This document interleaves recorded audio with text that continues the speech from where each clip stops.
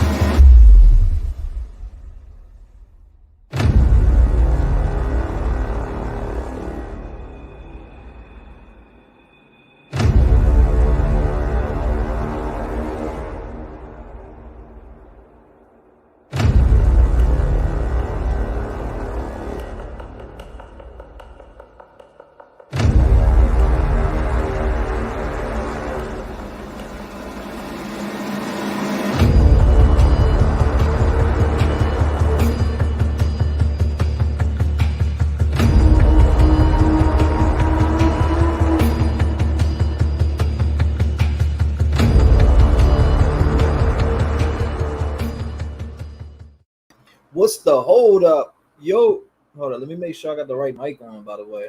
All right, we do. What's going on? Welcome, everybody, on Monday.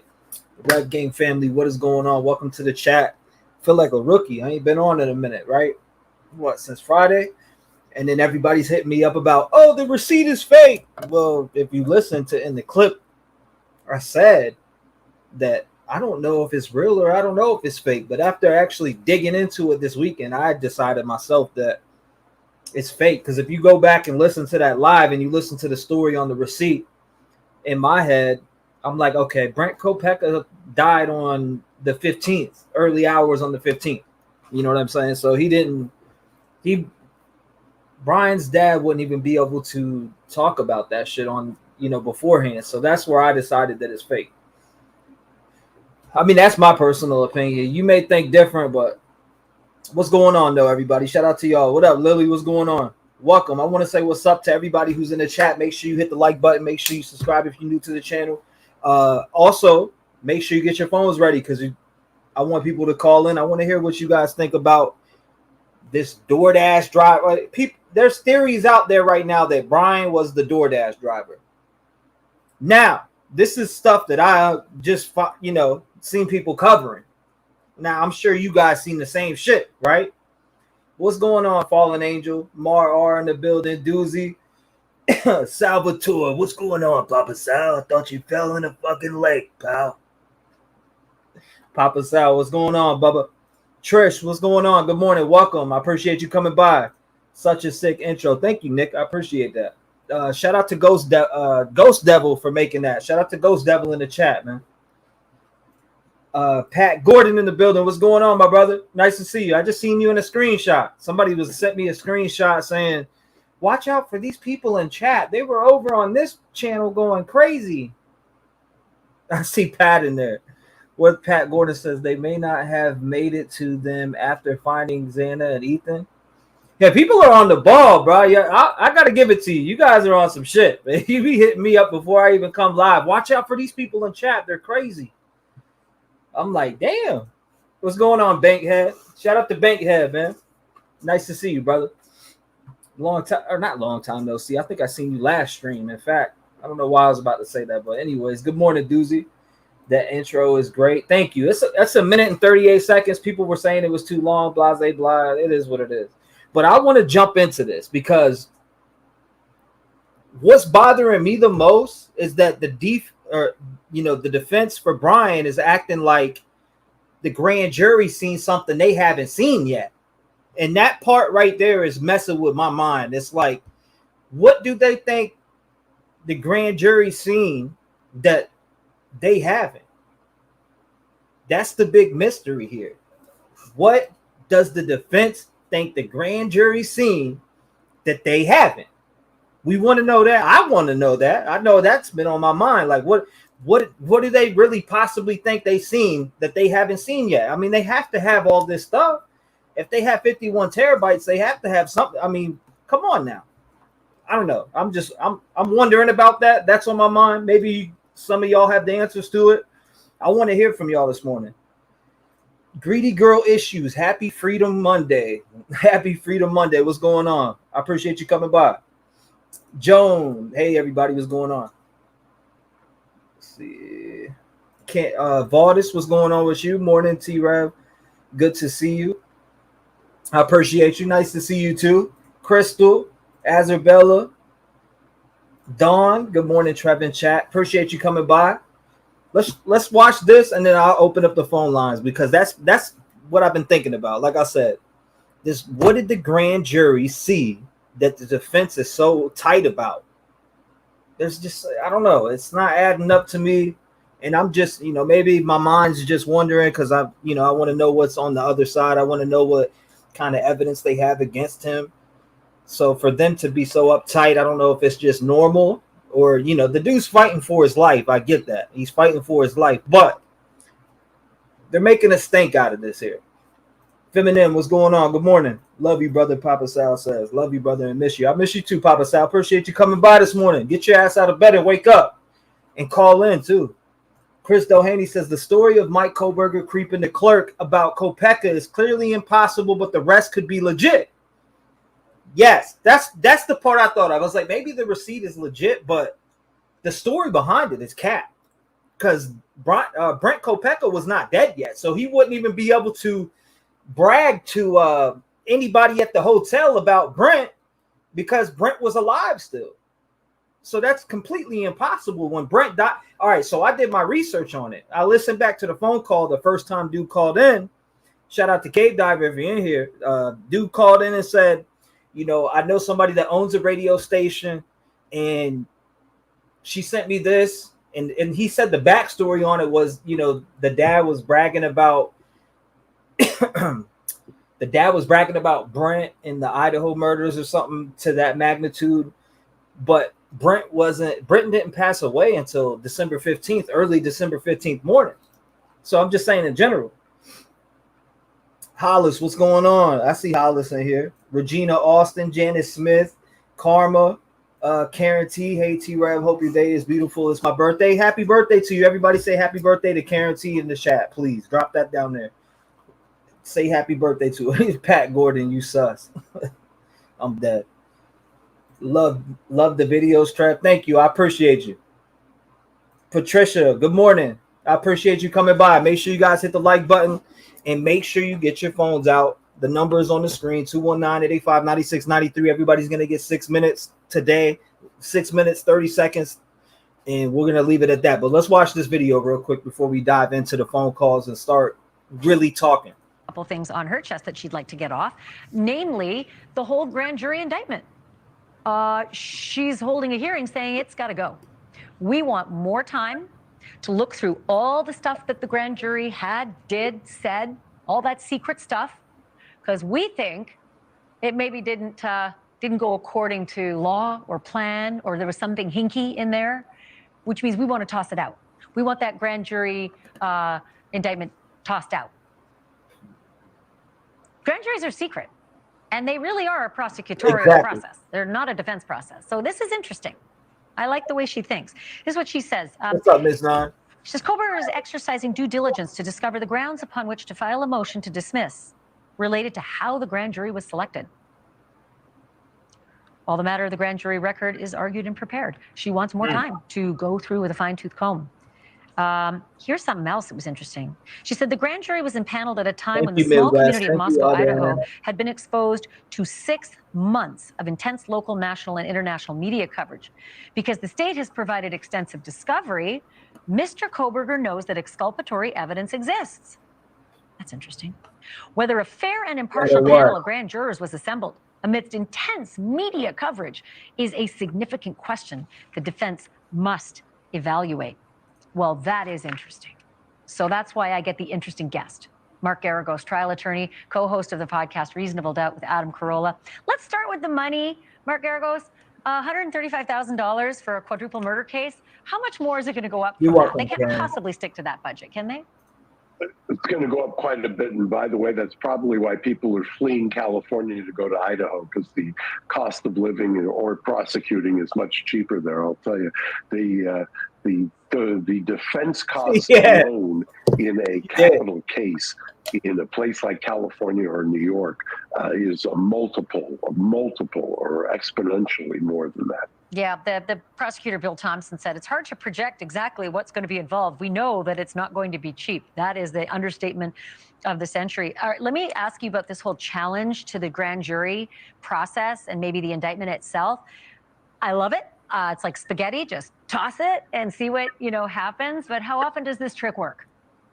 Well, it's not so much a trick. I think, and I looked at what she wrote, and I think what she's doing is setting up a situation. When you have a grand jury in most jurisdictions, and both in federal and state court, you have to give the defense the opportunity to present exculpatory evidence, if you will, once you know the grand jury is happening. And that can be what you just kind of recounted, was whether or not the grand jury was selected impartially. So that's a different challenge.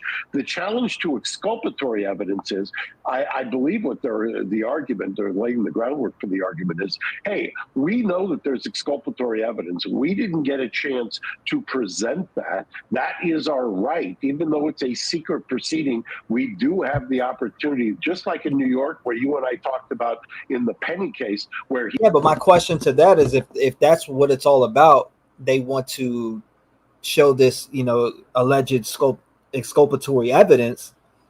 It's a secret grand jury, so aren't they going to have to wait till trial, or how does that work? I mean, where's my law junkies at? I want to hear from y'all this morning.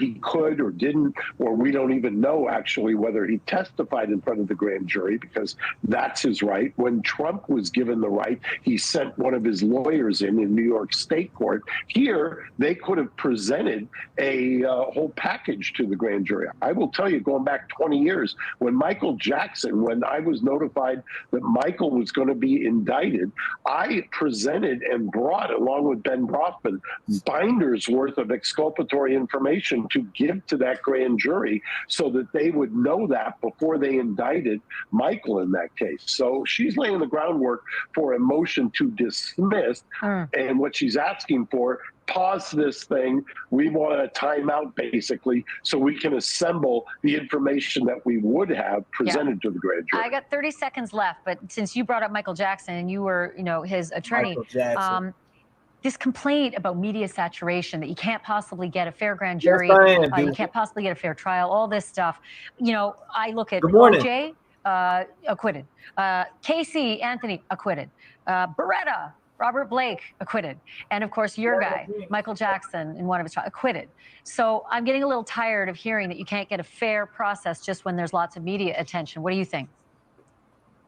Well, in at least three of the cases you just mentioned, you know what the common theme was? Fame. Those jurors were sequestered. Okay. Casey Anthony sequestered. O.J. Simpson sequestered. When they're not sequestered, that's when you can't protect them from everything that's out there in the ether. Thank you for watching. Go to News Nation now. Thank you for watching. All right, Ashley. We had enough of you this morning, Ashley. It's time to get to the phone calls, though. All right. So as we jump into these phone calls, I'm going to open up the lines. Hold up 1 second. We're going to open up the lines. What the heck? I got all these different setups. Let's do it. It's time to open up the lines. If you want to call in, it's 219-885-9693. The lines are open. Let me see. Let me also look at the votes. Whoa. It's shifting back and forth. I'll leave it up for an hour. If it ends on an hour, that's what I'll stay with the whole live. But if it's on open panel, I'll run open panel. 281, what's going on? You're live. Hey, yes. Going back to that DoorDash delivery, I was sitting here thinking, waiting for you to come into your live. My mind always goes back to that food delivery. Right. And I'm truly wondering, when you ask the question, what did the grand jury see that we haven't seen and the defense hasn't seen? They have the ability to go back and get the payment information on it. Mm-hmm. They can go through DoorDash and Uber delivery records for that address. And I'm truly wondering if that's one of the things that they saw that we haven't seen and the defense hasn't seen. That's easily trackable. And I'm sure there's a lot more. I'm sure there's a lot more in there. But I just keep going back to that. I mean, they're going to question people to find out if she was in the habit of ordering food deliveries at 4:00 in the morning. Right. And it's possible, but I don't know.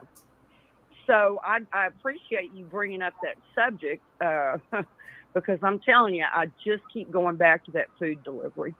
I can't stop thinking about it. Exactly what the defense wants to know the secret grand jury scene. I mean, that's constantly on my mind. Like, what are they after? What are they worried about? Like, what did they see? Well, on the other, let me tell you, the prosecutors have some control over what evidence the grand jury sees. We saw this here in Texas, where a lead police investigator just came out a couple of months ago and said, and he is a crooked prosecutor, that he made him remove exculpatory slides from the presentation that he was going to present to the grand jury. Mm-hmm. Okay, so that's crooked in and of itself, but when you're dealing with prosecutors, they're like little gods, I suppose. So the other thing that goes through my mind, you know that you don't have to tell your defense attorney that you're guilty, and right. You shouldn't, and you don't. You want them to defend you based on the premise of innocence. I'm also wondering if they're wanting to get their hands on it to see what he has not told them about that was easily provable that he was involved. Easily provable, because they may never get that from him, but they're wanting to see it to see what the hell they're going to defend him against if that evidence is actually there and has been proved it happened. Anything he's done. So that was just my thought. I've gone back to that food delivery over and over again because that is so easily proved who paid for it, who actually ordered it. I don't know. And if he works for DoorDash, that's certainly provable. So I think some of it is not so much exculpatory, although it could be. I'm honestly thinking if they're trying to see what they're going to have to defend him against to try to mitigate or try to prove what was proven is not actually proven. Because he's not going to tell them all that. He's not. He doesn't have to. Right. And again, still, even though we're not seeing it much these days, you are innocent until you're proven guilty, period. So I have my own thoughts on his involvement, and it would not lean to acquitting him. I can tell you that. But we do have to remember, if we go to the basis which we actually fought a Revolutionary War for, and the reason you're innocent till proven guilty is because under British common law, you were guilty until you proved your own innocence. So when they did our Constitution and our basis for law, they reversed what people were punished for under British rule because, hell, it wasn't fair. You know, we fought a war for it, thank God, but still, I go back to the food. So, that's really it, but I think it's not just trying to get exculpatory evidence.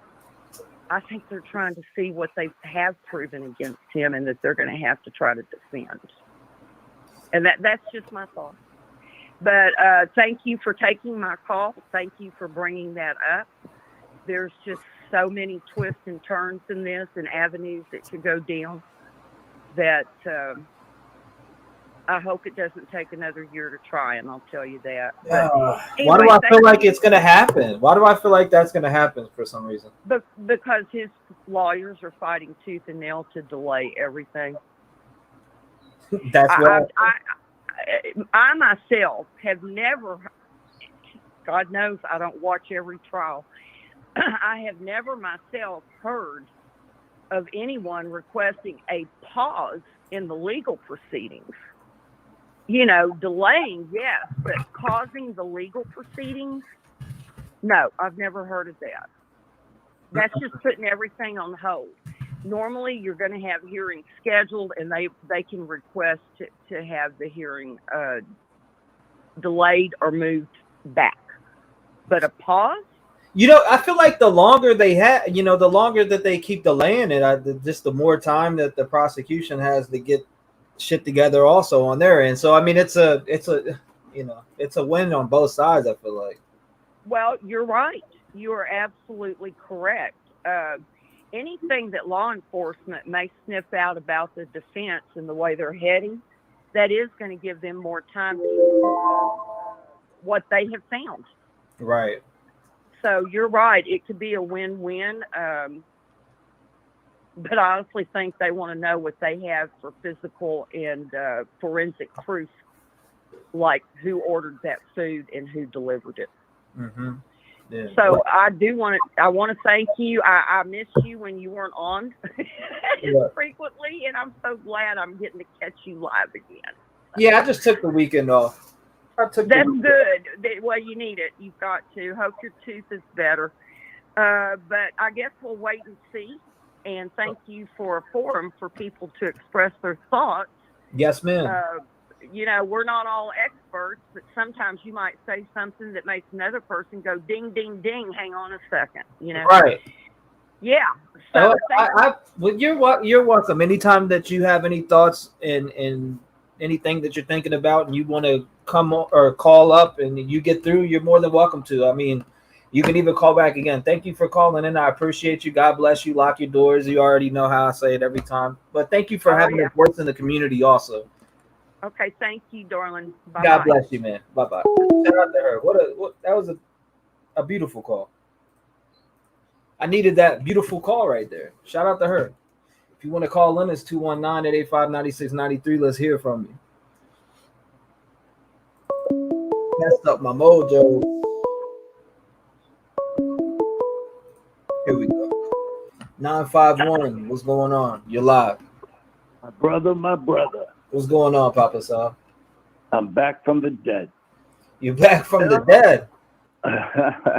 What a fucking beating I took this week. Damn. Hey, listen, this DoorDash thing. Mm-hmm. Come on. Don't you think? Well, first of all, the camera on the house next to the house. Right. Didn't they pick up the DoorDash driver? I have no idea. I'm not gonna say they did because I don't know that to be a fact. But I mean, you would think. Okay. Well, then what? Don't you think that the cops would have,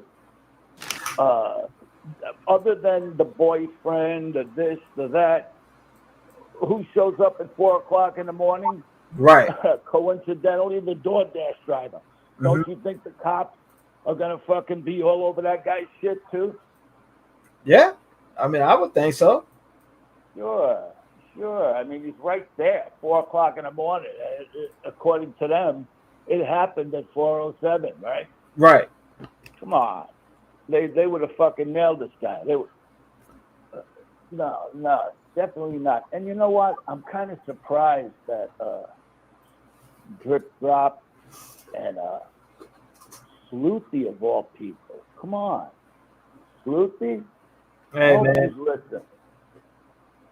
I hope she's listening. I love you, Sleuthy, but wow.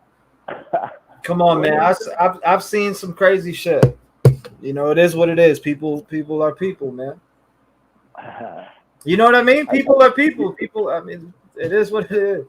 It's crazy. I've seen some people that I've really liked just be weird, and I'm not saying well, yeah, just be flat out fucking weird. I'll leave it just across the table, just like that. But I'm gonna leave it at that.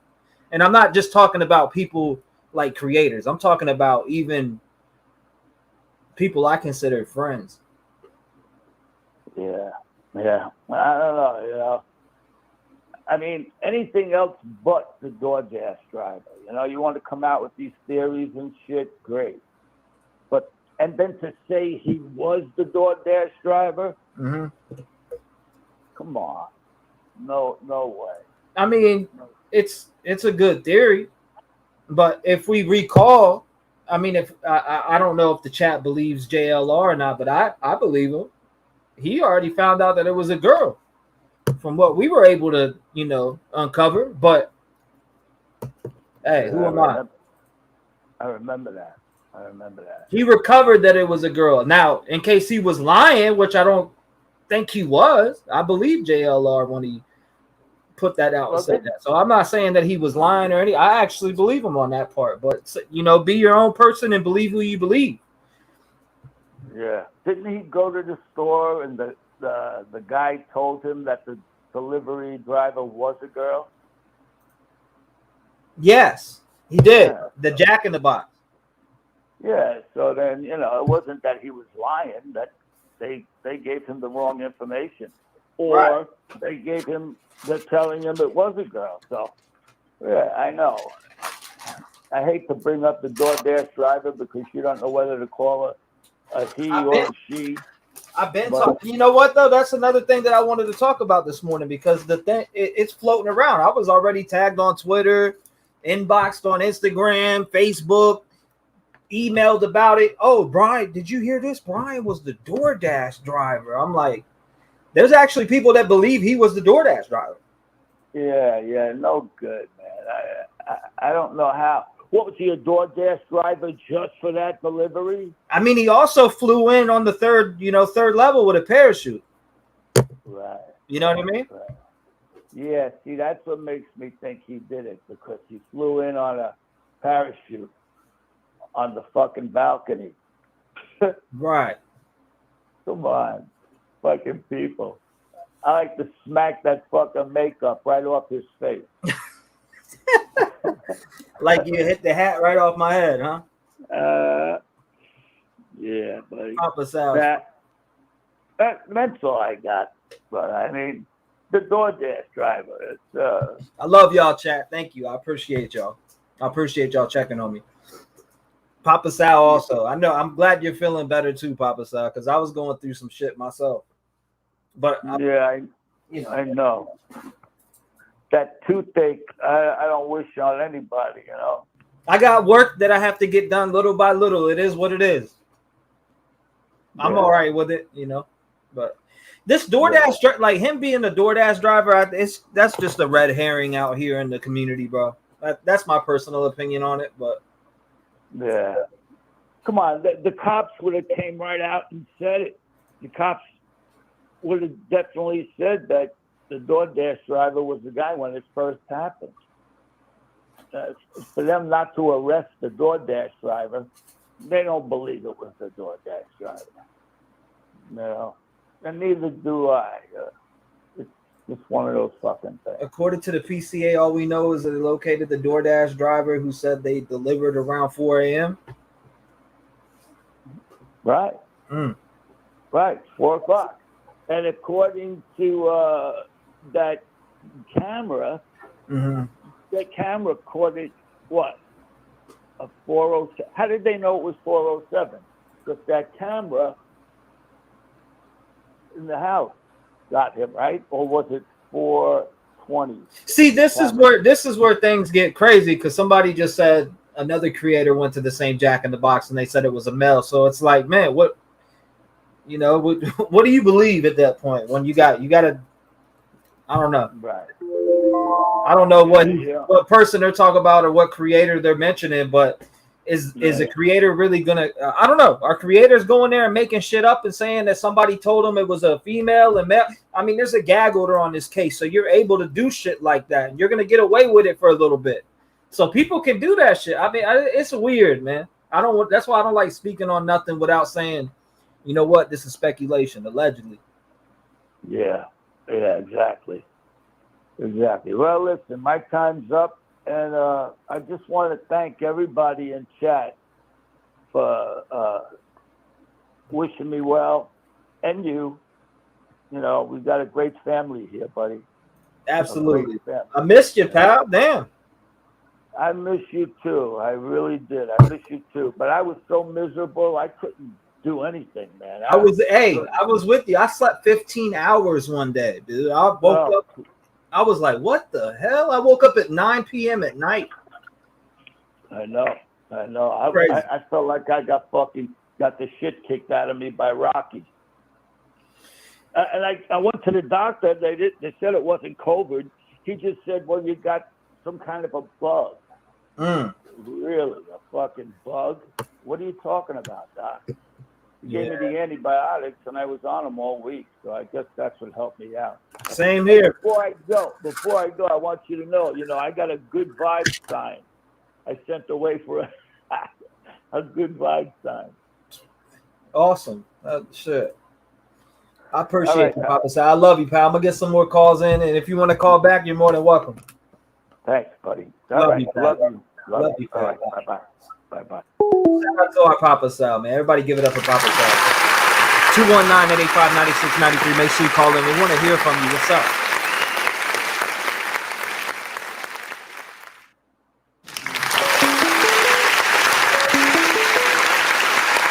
Good God. Here we go with that crap. 757 sent from heaven. What's going on? Donna, you're live. 6 minutes and 30 seconds. The floor is yours. What's going on? Morning. How are you? I'm hanging in there. I'm all jacked up on caffeine. I hear you. But I'm thinking about this whole, is Brian Koberger the DoorDash driver, but I'm more thinking about this. I'm going to tell you what's on my mind and I want to know what you think about it. Okay. The grand jury, like, why is the defense, Brian's defensive team, on top of this grand jury? What did the grand jury see? Or are they trying to present them this possible exculpatory evidence? That's the part that's screwing my mind. Now, I know that we had that little Discord meeting and we were talking on Discord, etc.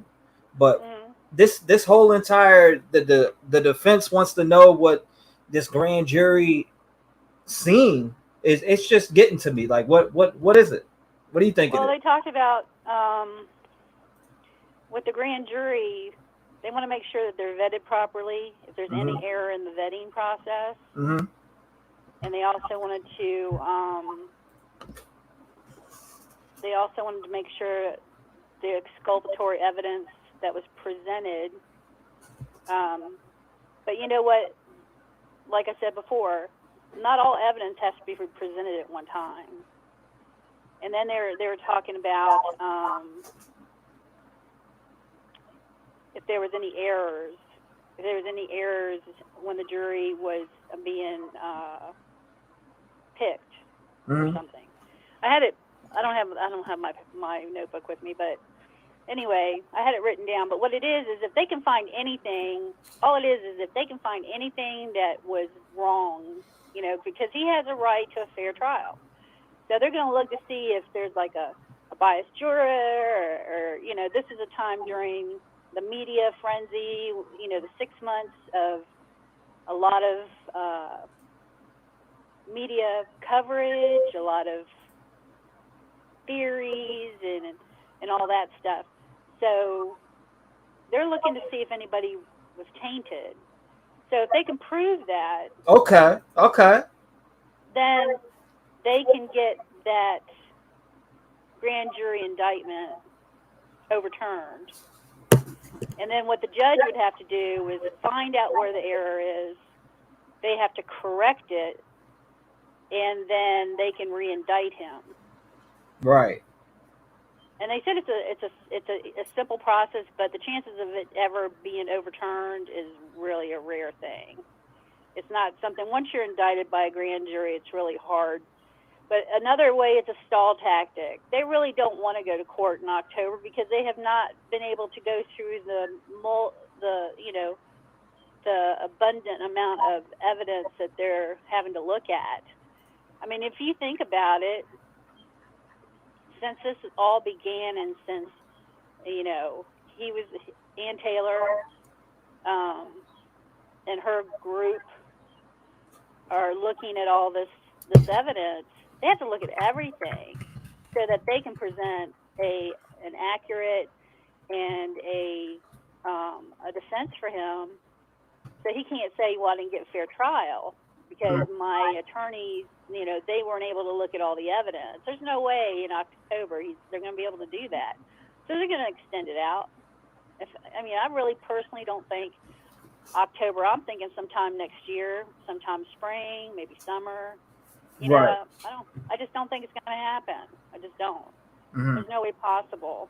As far as, and I think that's what that's about. It's just a way of, it's a stall tactic, but at the same time, Kohlberger is asking his attorney to say, I want to see everything. Well, from what I understand, I've gone online and looked up attorneys that, attorneys that talk about certain things. And one of the things that they said was, he has a right to the transcript of the grand jury, and he has a right to the notes, but he does not have a right to the deliberation. So he can get a transcript and read all about it, everything that was going on with that grand jury. But the deliberation, he's not entitled to that. The prosecutor has offered that to them, and there was something else that he offered, but they declined it. They want everything, and that's not going to happen. It's not going to happen. Not right now. Too soon, and they're still. You got to remember, the prosecution's got to look through this evidence as well. Right. It's not just the defense. So if they don't have, say for instance, if they don't have evidence that they've looked at, they're not going to, this exculpatory stuff. Thank you, Ron. Yeah. There's no way to know what's exculpatory at this time because the prosecution hasn't even gone through everything, and they haven't gotten everything that they need, from shit. They might be talking to informants. They might be talking to a bunch of different people. So they're still waiting for that kind of stuff. They're doing interviews. They did interviews with Bethany and Dylan. They have stuff that they have not released to the defense. But from my understanding, they don't have to yet. The judge will say, I think the judge gives them a timeline to get all evidence presented to the defense. But they're wanting it all right now. And there's no possible way they can get it. Because just as hard as they're trying to work to see all the evidence on Brian Kohlberger, so is the prosecution. So it's just, I just think it's just a stall tactic. I think it's just a way for him. He wants to see what's going on, what they've got on him, what they found. So I think that's why he's asking the attorney to go this direction. And I think they've talked about it. I think they talked about it when he pleaded, because by him standing quiet, the judge, that saved his right to request the grand jury be, what's it called? My brain's swimming. This grand jury request for them to look at the grand jury and how they this dispute. That's the word I'm looking for. Thanks, everybody for helping me. Jesus. But that's my theory. I've gone, like I said, I've tried to figure out and read a little bit about how that works. And they said when you're indicted by a grand jury, a lot of people think that they're the jury that's going to try him. They are not. The jury is evidence to determine if they had probable cause to take it further into trial. So they have to do a whole nother panel of jurists. Right. So that's another reason why they don't want to lift this gag order. I'm going to take another minute because you took a minute of my time. No, I'm just kidding. No, I reset it. No, I stopped it and reset it. I even reset it. So you've been 6 minutes and 30 seconds. I promise.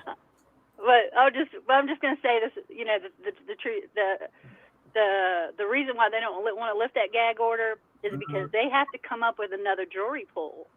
And if they lift that gag order and all this information comes pouring out, then people are going to be tainted. Right now, people are forgetting about it. I mean, you see crimes that happen all the time. There's crimes, I can tell you, I know Delphi happened. I didn't follow the case, so. Right. But I remember when Delphi came on the news, and I was like, geez, and I followed it for a couple days. Mm-hmm. But I can't tell you stuff about it. I can't tell you nothing about that case. Why not? Found, how they found him, because I didn't research it. I didn't follow that case. So it's out there, and this happens in just communities. It's out there, but people are like me that are going to be like, oh God, that's terrible. They watch it for a couple of days and then they go on with life. Exactly. So they forget. But if they drop that gag order and all that stuff comes pouring out, you're not going to get a fair jury of his peers in that area. You're just not, because it's just going to be oversaturation of media coverage and all that crap once again. So I'll let you go, but I got to call back because I've got something I want to ask you about. Okay, I got you. Thank you, Donna. Right. I appreciate you. I love you. I love you back. Lock your damn doors too. Shout out to Donna. I appreciate her calling in. God bless Donna. Shout out to Donna. We appreciate you. Call in at 219-885-9693.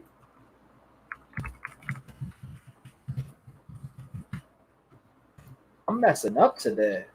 Like, what is going on right now? You know what I mean?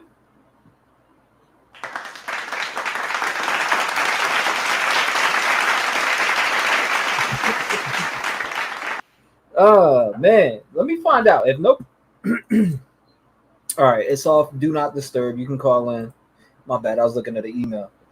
Thank you, DC. I appreciate you. DC, thank you. Lollipop, thank you also. I appreciate you. Happy Monday. Have a great week. Thank you. I appreciate that. Kohlberger deserves to know what he's up against, Denise says.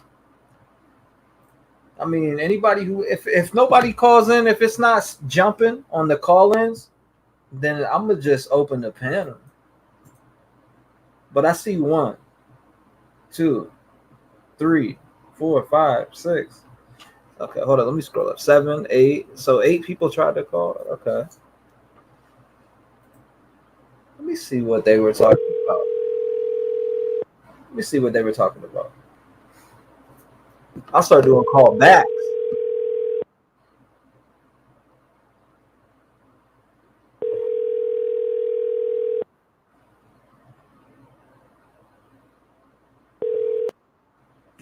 I feel like I need to lessen the time. What do you guys think? I feel like the time needs to go back down to 5 minutes. The attack on X and E was supposedly at 4:17 a.m. He took a shower and drove off at 4:20. Get real. If this was any of us that did this to Idaho 4, imagine a long list of close friends coming forward where all of Brian's friends does that tell you something? Does that tell you something? I get what you're saying.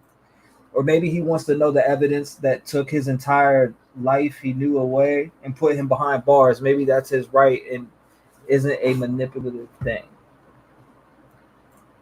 Okay, I see that. Let me keep going down. Defense is trying to create doubt to make Brian Kohlberger look innocent, just like trying to make people feel sorry for Richard Allen with his weight loss. Get real. People are like, oh, Richard Allen ain't going to last. Richard Allen to last. The number's on your screen, though. If you want to call in, it's 219-885-9693. Everybody gets 6 minutes, but I might lower it to 5 minutes. I feel like 6 minutes is stretching. You know what I mean? 6 minutes is definitely stretching. Thank you, Just Low. I appreciate that. Thank you. I appreciate you.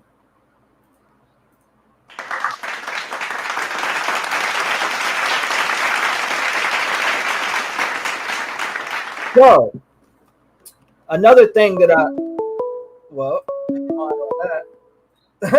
Donna, what's going on? You're back again. Hey, if nobody's calling in. Yep, no one's calling in. I don't care who calls back. It's all about me. But if nobody calls at all, I'm just gonna pop the panel open. Hey, look, we had a really great chat, not panel, chat the other night, and one of the things that I brought to everyone's attention was I looked at this document, the PCA. Right. Okay. I went back because I wanted to refresh. If you look at this timeline, there is just no way this happened. The times that we're getting, I just personally don't feel it's possible that the things happen like they said. If you look on page 6 of that paper, it talks about how footage, it says multiple footage was seen between 3:29 and 4:20. This vehicle was passing by the residence. Now, remember, 4:20. Keep that in mind. He's being seen 3 times driving past the residence. At 4:04, it says the 4th time he spent 51 minutes. In those 3 times that they saw it, there was a 51-minute gap. The 4th time, in that 51. Donna's so hyped up, she muted herself and dropped herself too. She dropped herself. 219-885-9693. I see 605 called in. 352-281-360. Donna dropped herself. I didn't do that. I swear to God I did. She knows she did that. Don't you put that on me. How do you know that? A lot of forensic experts on this case, like everybody. Right. On legal argument. 605, you're live. What's going on? Hey, yo, what's up, T-REV? How you doing? Hey, pretty good. My name's Chelsea. Okay, so I just had a couple questions from your end first. Okay, get over the time limit. I know everybody freaks out about that. Regardless of the time, I've just been thinking the past couple of days, like, even if that took 2 hours or 18 minutes, what do you think? I'm not saying somebody else did something with Brian if Brian did do this, but like, doesn't a lookout or someone downstairs make sense? Like somebody with him at all to you? Or it just seems like the cops completely were like, nope, he did this completely alone. And like, usually you don't say that right when somebody gets arrested, you know? Usually they're like, hey, we're going to investigate this. We're going to keep looking into it, and we will see if there's any other accomplices. But, like, they didn't even talk to him, and then he just did it alone automatically, you know? Like, they literally said that on TV. They were like, yeah, he tried saying that, am I the only one under arrest? He's just messing with us. He did it all on his own. This is just a manipulative thing. It's like, it's just weird, I feel, they said that. Yeah. About the whole, did anybody else get arrested? Yeah, like, so when Kohlberger got arrested, right, allegedly he said, Brian Engine said that he had found out. Brian asked, am I the only one under arrest? There was a cop, I can't remember what news channel it was, but someone I'm sure in the comments will remember, but the cop was like, when the reporter asked about that, maybe it was the press conference after the arrest, and they were like, hey, is he the only one, or he asked you, was I the only one that got arrested? Like, is there any chance someone else did this with him?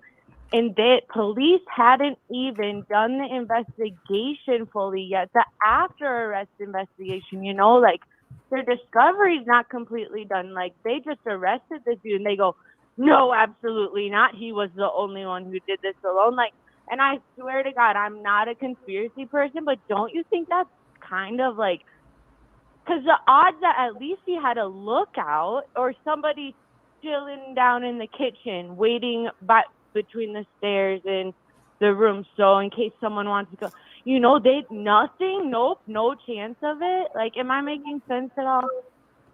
I'm listening. I don't know. Chat, what do you think? I mean, a lot of what you're talking about, I've been down that lane. I've been down that lane, man. So, like, okay, so tomorrow, if let's say you get arrested because the store right down the street got broken into and the cash store got taken, right? You had a driver, okay? You had somebody across the street looking out for you, anything. But either way, you got caught on camera. You get arrested, okay? You were guilty. That's it. Right. Then the cops the next day are giving a press conference on it. And when you ask, am I the only one under investigation as you're getting cuffed?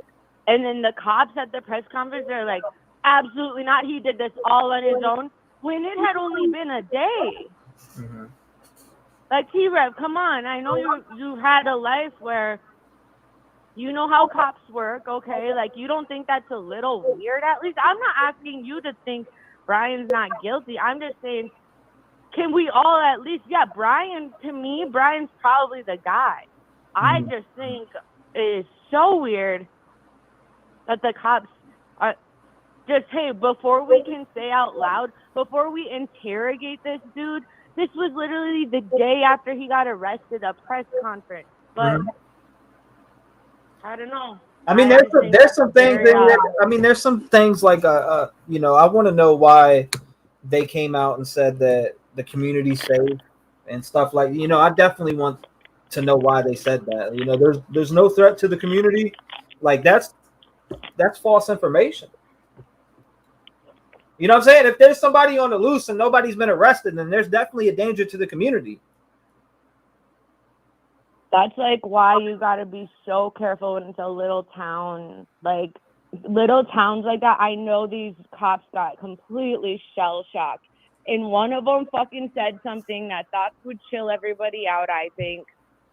And then because in the end, the house being a target, like I feel like the media was nitpicking. Honestly, to me, I don't think any of that is a big deal. That just seemed like nervous 50-year-old men slipping over their own tongue because they're not used to being on camera all the time. I think it's fucking weird that this dude got cuffs put on him within 48 hours or whatever that next Monday. I can't remember when the press conference was. It was a limit of days, dude. My God. And then they're giving the press conference. They're asked, was anybody else in the crime with this by a reporter to the police? Was anybody else involved here? And absolutely not, absolutely not, absolutely not. We're not even going to check the cameras from 4 hours earlier. I don't know. I think it's freaking insane that Brian just going down, going under, and he totally, I think, is the dude, okay? That's where I'm leading. It just is. The DNA, I know it's touch DNA. I know it's a single cell. It's just, I battled this in my brain for freaking months just like you, and I just think they got their guy. This is why I think they got their guy, okay? This is what gets me every time. The county, if they were going to set this up, they would not have called the FBI. I'm sorry. No police force is dumb enough to do that. Nobody's going to call the FBI to come help them. And that's what gets me each time. I almost think it's not him. But yeah, I appreciate it too. Yeah, there's a lot of shit. Thank you. I appreciate you. Thank you for having the balls to call up and share your thoughts with the community and having a voice in the community. And you're more than welcome to call anytime you ever want. When I'm live and the phone lines are open, you're more than welcome to call. And so not when the phone lines are off. Come on. Oh yeah, you got a girlfriend. I'm just kidding. I appreciate you. God bless you. Shout out to her. She's wild. Shout out to her. She said, "Oh my God! Oh my God! Oh my God!" She hit us with that. But if you want to call in, make sure you call in. You want to hear from you? What's up? 330, what's going on? You're live. Hey, what's going on? What's going on? How you doing? I'm good. How about you? I'm hanging in there. 6 minutes and 30 seconds. The floor is yours. What's on your mind? Well, I mean, I'm looking at this whole indictment thing, and I just wonder why they didn't want to go to the prelim. Mm-hmm. What was the prosecution really worried about if they have a solid case against Kohlberger that you didn't want Ann Taylor to do at that prelim? Right. That's my biggest question with the whole situation, is that makes me wonder, really, do you really have as much as you say you have? Because like I said before, man, I'm one of those people where right now you don't have enough evidence in my mind. Okay. From what you put out, there's not enough there to say 100% it was him. Mm-hmm. And I haven't really seen anything that's 100% him. So I'm curious to know what you put in front of the grand jury. Right. To try to get, to get the indictment. I think Ann Taylor's right in the aspect of trying to get it thrown out. I mean. Right. I mean, the dude's fighting for his life. They're going to try to find everything. He is, I mean, I'm not sure if I really agree with the statement his dad made, but. Mm-hmm. I mean, can see that. I mean, what makes you think Kopaga could be involved? Maybe. I don't know. Mm-hmm. A lot of people think that he is. Believe it or not, I mean, there's a good part of the community that thinks Brent is involved, and I just don't. I don't see it. But if it comes out, I mean, I've wondered because like another thing I watched on the case, they did like a track of the points on the PCA that they had. Mm-hmm. And it puts him that night right by Kopaka's house. And he's there for a couple of minutes, almost like you're long enough to pick up somebody. It makes me wonder if maybe both of them weren't involved. Yeah, that's a big thing that a lot of people talk about. Was one of them a lookout for the other one? I don't understand how you had all those how you had the unmarked police cars and the actual police cars in that area that night, and nobody's seen the odd behavior of the car. What statement? What statement did Brian's dad make? What state? You said something about. I heard he's been trying to play it off as the other guy did. Brian's dad. Mm-hmm. That's what I heard. But like I said, there's certain stations I watch. Yeah. To listen to what's going on, and I've caught a couple others, and those are the ones I don't really go back to. Mm-hmm. I watch yours a lot. Thank you. I appreciate that. I watch you, and then I watch another young lady out of she's out of the Netherlands. Okay. That I watch, and she's really good too, because I like the ones that don't necessarily give their own opinion so much. They pretty much just state what's out there. Right. I stated my opinion. They show the receipt of what's out. Well, I mean, they state their opinion, but that's not what the whole thing is about. It's exactly the opinion that they have. I like hearing from you guys, Yeah. Seriously, I like hearing from everybody else, because I mean, there's so many different points that are brought up that I don't think about, that I'm like, damn. You know what I'm saying? I mean, I do bring up the fact, I do wonder the fact of, how many people did you really look at before you got to Kohlberger? I mean, there's a lot of Hyundai Elantras out there that are white. That is a very popular car. Okay. And like, I've done my own research on the 11 to the 15, which is what Kohlberger had. If you sent the video that you have of him in that area to an FBI specialist like you claim, they should have been able to see the differences that I saw. Like 15 is the first year that they started putting turn signal lights on the actual side mirror. That's something that's noticeable on the side mirror. And there's a lot of differences that they started, and it wasn't in that year. They should have known that it wasn't an 11 through a 13 off the jump, if the FBI guy is a specialist like they said. Right. if they don't have this shit right, we're gonna be able to see it. We call bullshit as we see it, and if they don't have, like I said, if there's no victim's blood in his vehicle, this, that, and much more evidence solidifying that he did it, I mean, I'll have a problem with it. I'll have a problem with that. That's when I'll start questioning it. Is Brian a fall guy at that point? But I do think they have their guy, but my mind can be changed very easily. I mean, very easily. So if evidence comes out and it's not further stamping that he did it, then I'm gonna have a problem. I feel like there's I mean, like I said, right now the evidence I have, the rest, I mean, what they put out for me really isn't, a concrete. Because like I wonder why didn't the DoorDash driver see this guy? Now see me, the PCA stuff, and where they talk about how the car supposedly, went up to the house, went and turned around, came back down, tried to park, went back down, did this 3-point turn and came back up. Honestly, to me, that sounds more like a DoorDash driver trying to find the resident.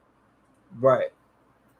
You know what I mean? You go up, you pass it the first time, you come, you know what I mean? You know it's right there. You go up that area, you come back around. Maybe he couldn't see the numbers on the door very clearly. Okay.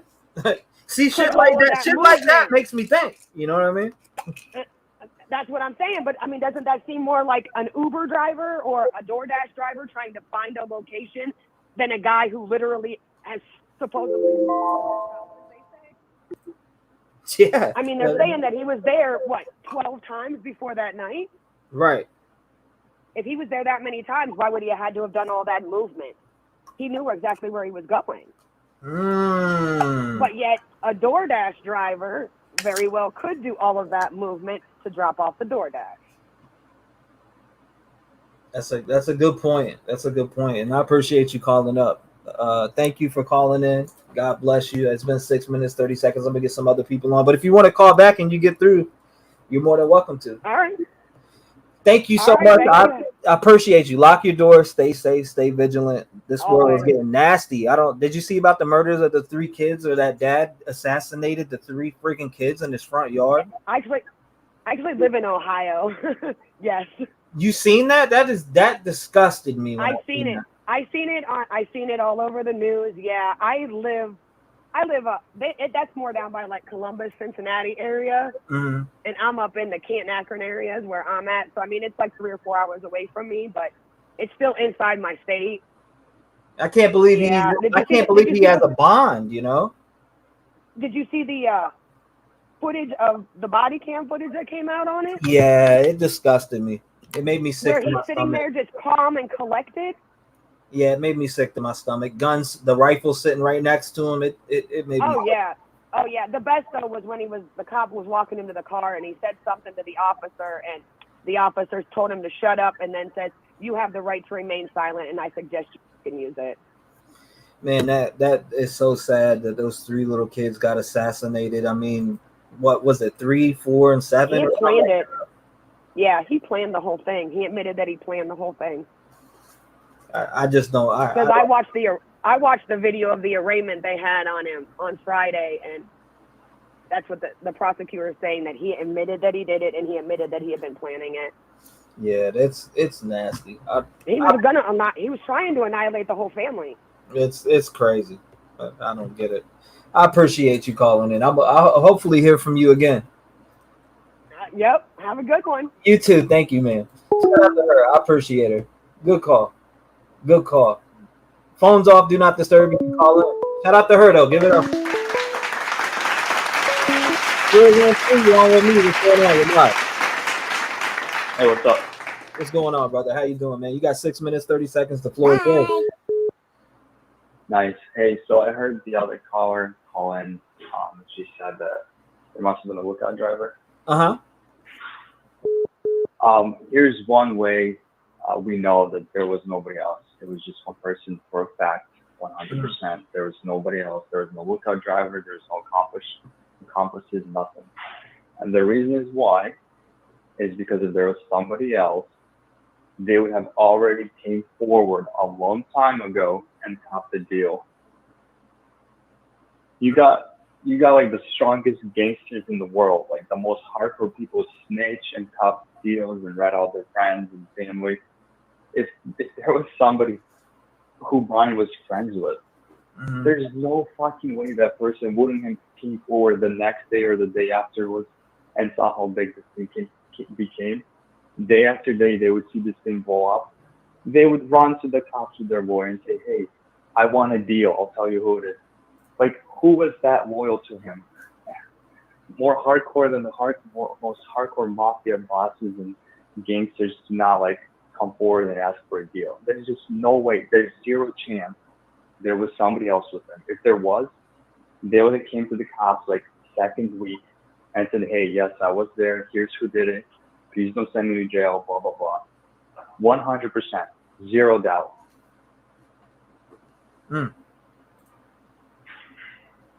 I mean, come on, Jared. You know, like, you know, I don't know if you ever seen, if you guys want to check out this guy, 23-1. He does like a prison channel. He's got like the hardest criminals on. He's got like all these, you know, gangsters and whatever, ex-cons. They all talk about it. Everybody snitches just to get, like, you know, get out of prison early or this or that. That's just the name of the game. They're not gonna like. Who would it be? What was it? His girlfriend? He didn't have a girlfriend. Yeah, I mean, I felt like that from the get-go. If somebody else was involved and say he was part of it or drove or something, like, you know, he would have done snitched already, in my opinion. I mean, 100%. There's zero chance this individual woke up the next day and found out what Brian did. Imagine like Brian said, "Oh, I'm just gonna rob them, or I'm just gonna like do something." Dude, he was gonna turn on his TV, see what's going on the next day. He wasn't just gonna like sit back and be, "Oh, I hope Brian doesn't get caught and rat me out." Like, bro, he's gonna go there right away and say, "Hey, this is the guy. This wasn't some," and you know, the caller said, "I'm not trying to back on her, but I'm just trying to let her in."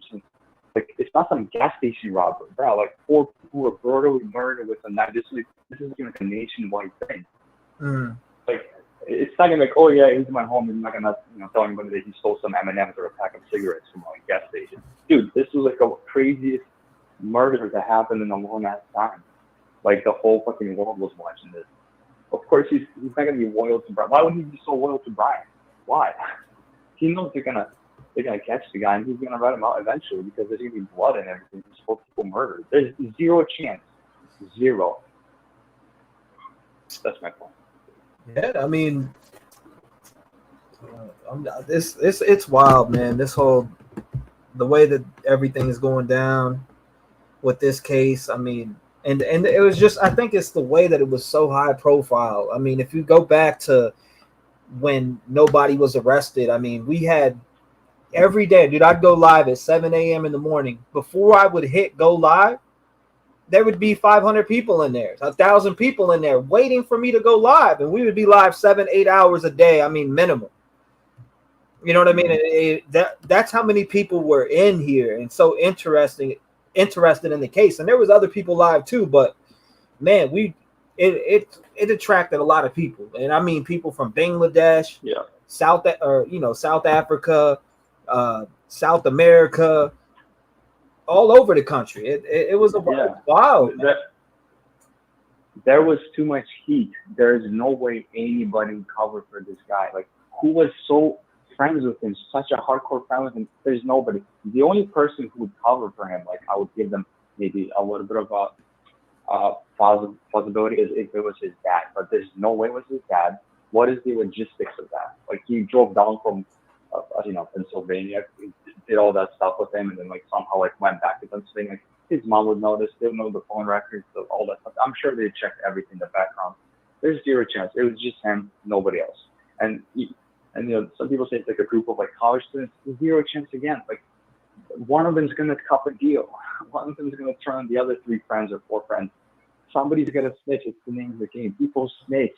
Dude, 6ix9ine, like all these rappers, they snitch on each other all the time, and they, you know, they proclaim their loyalty on this. So nobody's gonna like, you know, stand and defend Brian like for that. Like, that's just ridiculous. That's never gonna happen.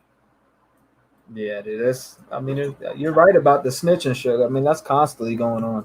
You got these murders. I mean, look at the young golf case, and the dude's own brother snitched on him. You know what I'm saying? Dude, this happens once. once people see that they might go to prison, the loyalty, the loyalty is no longer there. It just goes away. Like this is not like some gangsters or some some mafia where there's a higher code. This is just some fucking Brian guy. Like, what the fuck? Nobody's gonna do that. All right, thanks for taking my call. I gotta go. No doubt, brother. Thank you for calling in. God bless you. I appreciate you calling in and sharing your opinion, man. Hopefully I'll hear from you again. Thanks, man. Shout out to you, brother. Have a good day. Shout out to him. Everybody give a round of applause for him.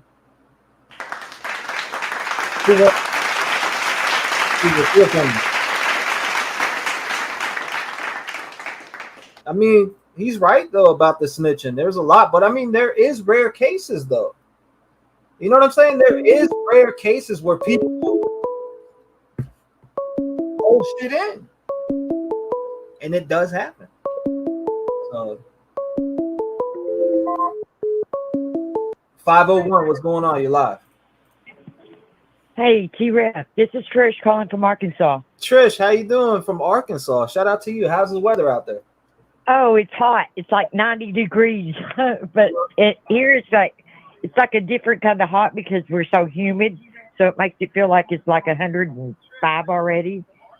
Well, hold that weather over there and keep it there because it's kind of cool here. We want to keep it that way. Make sure it don't come down here to Chicago. Okay. Hey, let's hear from you. I have a question. What's your thoughts? Do you remember the video where it showed Brian Koberger passing behind the house right after it happened? The next morning. Mm-hmm.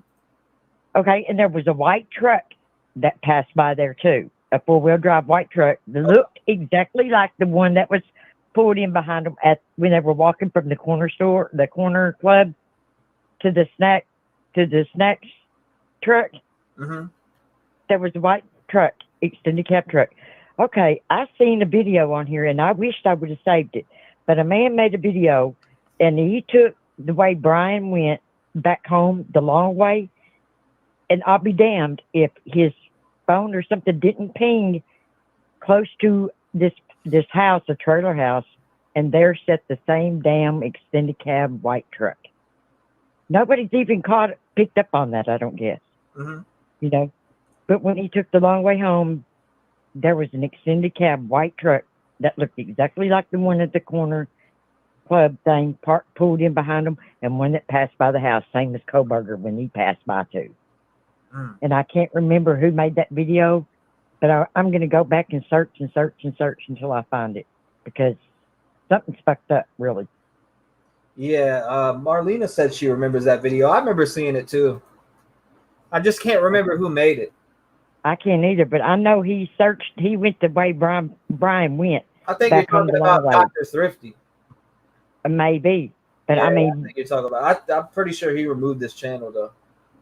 I wonder why. That's crazy to me, but I mean, somebody should have checked into that. I think, really. Yeah, I think it's Dr. Thrifty, but I think he deleted his channel or something. But who knows? Okay, well, I'm gonna let you go. I finally got up early for once and caught you live this morning. You're the bomb, Trish. I appreciate you.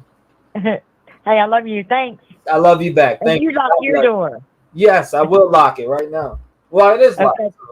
Because I have my pet to take care of me. Shit, I got my gun right here to take care of me, and my dog. So we're good. We're fine. Yeah, I got my dog. His name is Boy, Demigod Wu-Tang. He's a pit bull? Yeah, he's a gray pit. Yes, ma'am. I love gray pits. Blue pits, gray pits, red nose. And he just turned a year old. Oh, God bless. And he has anxiety issues. When I leave him for a minute, he is going crazy. That's how my boy is. Oh, he loves you to death. Okay, thanks. I love you guys. Thank you, Trish. We love you back. God bless you. Lock your door. Stay safe. You know the drill. Yeah, I got you. Bye-bye. Shout out to her. God bless her. What a wonderful spirit. Shout out to her. Clap it up with Trish. Wonderful soul. 219-885-9693. Let's hear from you. It was called on the news, wasn't it? There was one on the news where a white car came by in the back, but it wasn't a truck. 785, you're live. What's going on? Hey, T-REV, it's Jen from Kansas. How are you? I'm hanging in there, Jen from Kansas. I'm hanging in there. Yeah. You can't be better, Perfect. Yeah, I'm just Jen. Anyway, and it's going to be 90-some degrees here today, so it's hot. I just had a couple things I wanted to kind of go over a little bit. Mm-hmm. We've been going over this case for so long. There's not a lot of new stuff. Right. So, remember we were going to go on to other cases, but then we always got brought back to Idaho. You always get swooped right back in. Yeah, that's right. Drop or, a bunch of different stuff just hits the internet. Okay, so I had a couple things. Papa Sal was talking about the neighbor who had the camera that picked up the noises. Earlier, he was saying, how do they know what time that was? And, I have 2 rings on my house. And first of all, and plus I have a chime. So first of all, it goes off a million times, picks up sound. And I'm guessing because the scope on these cameras on the rings is pretty wide. Mm-hmm. So I'm guessing they got some, not only the audio information, they might have got a little bit of video on that too. Mm-hmm. Because you can go back and check those cameras, on your phone at any time, and it's right there. And then, oh gosh, who was just talking? Had 3 things. The second thing I was wondering is it possible, do you think, I don't think Brian was the DoorDash driver, but do you think it's possible that Brian ordered that DoorDash and had it sent there so he could get a feeling on whether somebody was up or not? If we think about it, I don't know. We got to think about it like this. Why would somebody that's going to allegedly kill 4 people order a DoorDash for a place to even wake people up? You know what I mean? I don't know. That's just my thoughts on it. I know. It was just kind of my thought, kind of throwing it out there to see if that might have had it. I don't believe he was the DoorDash driver. No, I still don't believe that we aren't looking for anybody but Brian. Mm-hmm. And the defense attorney. She's a good defense attorney, and they want to get him off, so she is going to throw everything at the prosecution. Every possible thing she can probably, get in there to try to get the case thrown out. And even if it sounds ridiculous, like going after this grand jury, then they're going to throw it at him so they can try to get the case dropped. So that's why she's doing all this weird stuff. So it's not going to go anywhere. None of it is. There's no way in hell they're going to get to throw out the grand jury's, I can't think of the word, throw out the grand jury's information. And then I just had one more thing. The lady who just spoke before I called, yes, ma'am, about the white truck. Mm-hmm. I'm going to tell you, I live in a little bitty town. I'm in Kansas, yeah. A little bitty town of 40 people. Mm-hmm. And the only thing we have here is it's a spraying company because because this is a rural agricultural area. But just in this little bitty town of 40 people, I can count 20 white trucks. I have a white truck. White trucks are everywhere. Everybody uses them for service trucks for their jobs. Yeah, so I don't believe anything has to do with the white truck because it was probably a different white truck. So, because there's a million of them out there. Mm-hmm. Like I said, there's probably 20 of them in this little town I live in. But that's all I wanted to say. I've been listening. I don't usually call in much because somebody already usually says what I want to say, which is fine. Right. But I always look forward to seeing when you're online. Only watch other creators when I haven't heard from you for a while, so I'll go look at some other creators. But usually on the weekend, I'll take off, or if I'm not live during the week, a certain day or a day. I probably usually got a doctor's appointment or something Yeah. like that going on. But as you should take the weekend off. I aim to be live 5 days a week. That's what I aim. Well, you're giving it a good shot. So you had some stuff going on. Life happens, you know. Oh yeah, absolutely. Something I before I hang up here, and I can't remember the lady's last name, but it's somebody who I watch on occasion when you're not available. Is Reverend Donna, and I cannot remember her last name. And I know you're a spiritual person because you do the spirit box and all that, and I'm a very spiritual person too. Lots of times when you do that spirit box, I hear things that you don't. Yeah. So I don't know. Maybe I'll write them down the next time you do that. But Reverend Donna is a psychic, obviously. You know who she is. I listened to a second part of this Idaho thing. It was yesterday. It was on. I can't remember the lady's channel, but she had Reverend Donna on. And that lady is on the money. I am telling you. She talks about, I don't know if you've listened to all of her stuff, but she talks about when Kaylee was killed, you know, what Kaylee saw, what happened to Kaylee, every single one of them.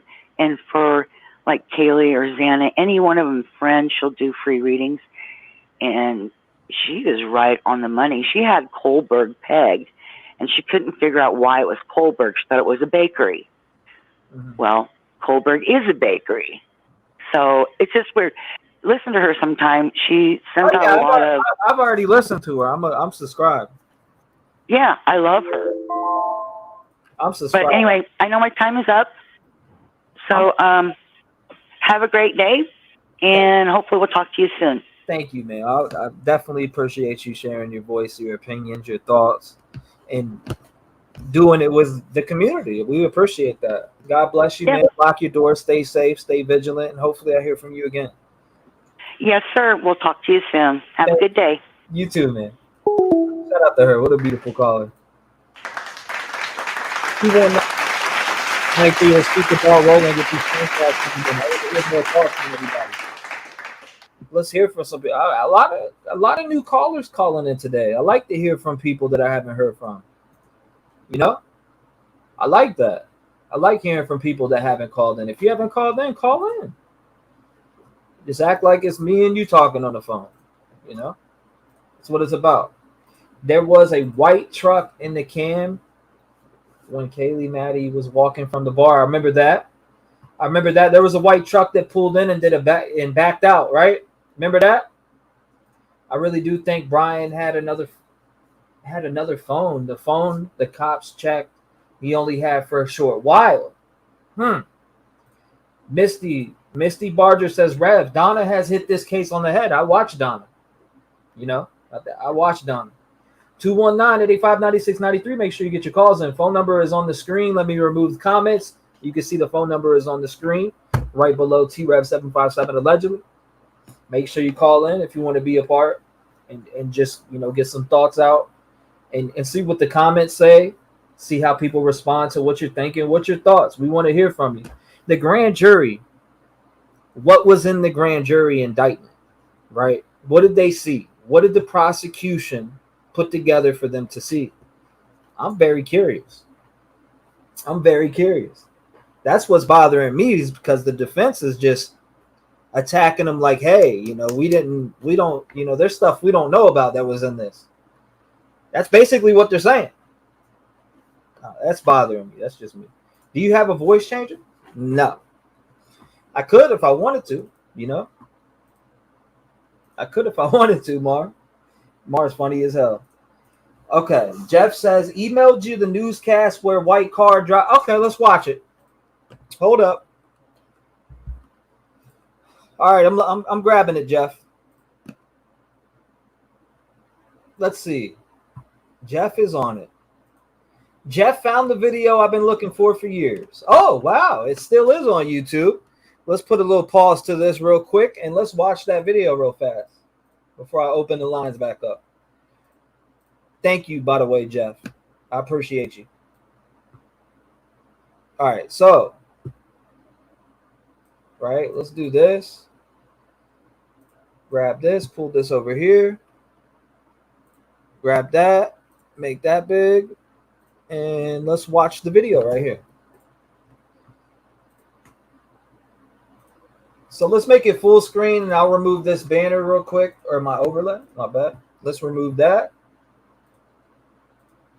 All right, let me remove the timer also. This is where the vehicle is in the background. Now, I've been looking for this clip for a while. Thank you, Jeff. You just did me a solid because I've been looking for this. I've been scouring the internet, my playlist. I have like a Idaho 4 playlist with, hundreds and hundreds of videos inside of it. And for some reason, I couldn't find this, but I appreciate it. City and police identified the students who were killed. 3 of them. Avondale, Arizona, but we do know that she originally is from Bearings here. This Heartline just arrived on scene a short time ago. So Andrew, tell us what you're seeing and hearing now here live in Moscow. Well, Doug, we'll start by kind of getting our bearings here. This is the corner of King and Queen in Moscow. Now, if our photojournalist Troy wants to pan for a second in this direction, you can see the water tower. That's kind of where the heart of campus is here at the U of I. So this is just adjacent to it. Now, this is the house where this has happened. It's all blocked off with police tape. We can see there's one Moscow police car over in the corner, kind of near the end of the house there. And there is a Moscow police officer in that car. Okay, so remember, guys, right here in the back, keep your eye. I'm telling everybody that's in chat, keep your eye on this area right here, okay? You're going to see a white vehicle that drives by right here. Keep your eye on this area. This was very early on before any arrests were made. Now, I know this was shortly after. Let's go ahead and get a date on this, right? Let's get a date on this. 7 months ago, I don't know the exact date. November 14th. Ladies and gentlemen, November 14th, this video was. Let's go. Kind of seen him get in and out of his car and float around. But of course, we're not getting a ton of information right now. We do know, as you said, Doug, 4 people dead, all students here at the University of Idaho. It is being investigated as a homicide. This was sort of discovered yesterday around noon when police responded to a call of an unconscious person. When they arrived on scene, they seen that there are 4 students that are dead. There's no suspect at this time. The latest we've heard from Moscow police, they do not believe there's an active threat out to the community either. Now, we have these names and we can release them free, guys. Right happened. She had no idea that any of this happened the night of. She says that the next day they saw these police cars out and everybody in that house, 6 people. Oh, hold up. I just seen it. Let's play it again. She says that the next day they saw these police cars out and everybody in that house, 6 people live there. Right there. Okay, so we need to let's put it on slow real quick, right? Playback speed. Let's do this. Let's mute it. So you're going to see a vehicle drive by right here. Pay attention up here.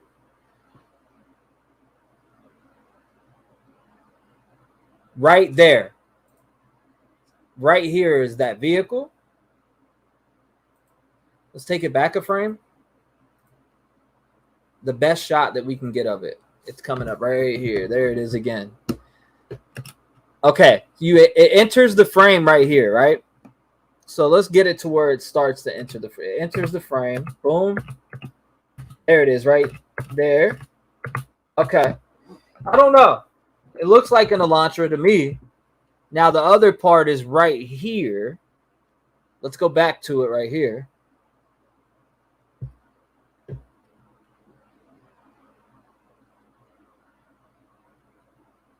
All right, so we're getting up. All right, there it goes again. It's crossing again.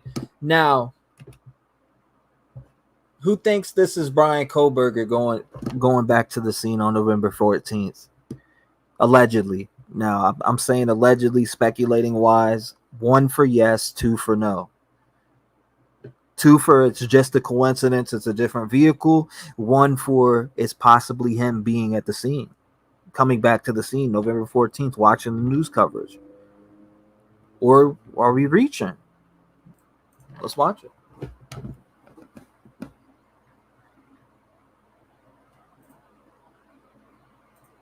All right, that's a good shot right there. Let's look at it again right there. Okay, boom. So look, there it is right here. If you just came in, we're looking at the clip. This is from November 14th, 2022, the day after. Now the vehicle comes in on one. If you time on the timestamp, it's 1:45. You go to 1:45. It comes in once there, going this way, and then it comes back this way. So it looks like the same vehicle, right? I'll tell you that much. We're gonna watch it again. It looks like the same exact vehicle. It looks like an Elantra to me. Also a black SUV close by it. Boom. Now, does it slow down?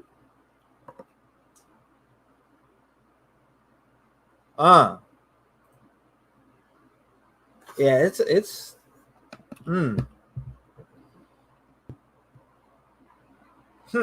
I see a lot of ones in chat here. Let's look at it. Let's see. I think it's probably BK. Could be. Too hard to tell. One. Also a black SUV close by it. Yeah, let's get over here. Two. We're reaching. Okay, two. I like the one. I am still here, Kaylin. Three. One, two, one, two, one.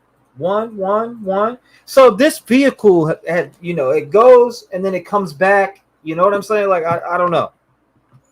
You guys have to, let me know. If you want to call in 219-885-9693, let's hear from you. Right? Let's hear from you. I want to hear from y'all again. After you've seen that video, let's hear from you. I don't know. That's interesting to me. That video has always been interesting to me. After he got that's about when T-REV he was. Yep, that's a fact. You remember that? That's a fact, Denise. 903. What's going on? You're live. What's going on, brother? How's it going, my man? Oh, it's making. It's hot down here in Texas too. Shout out to my man Pat. What's going on? Oh, brother, man, I thought the car was going the same direction I put on there. I didn't notice it was going back and then forth. Yeah, that's a high possibility he's checking out to see what's going on social-wise about his handiwork, possibly. Right. That's what I would think. He couldn't stand it. I'm saving a screenshot of that. Let's see. Yeah, I mean, this was November 14th.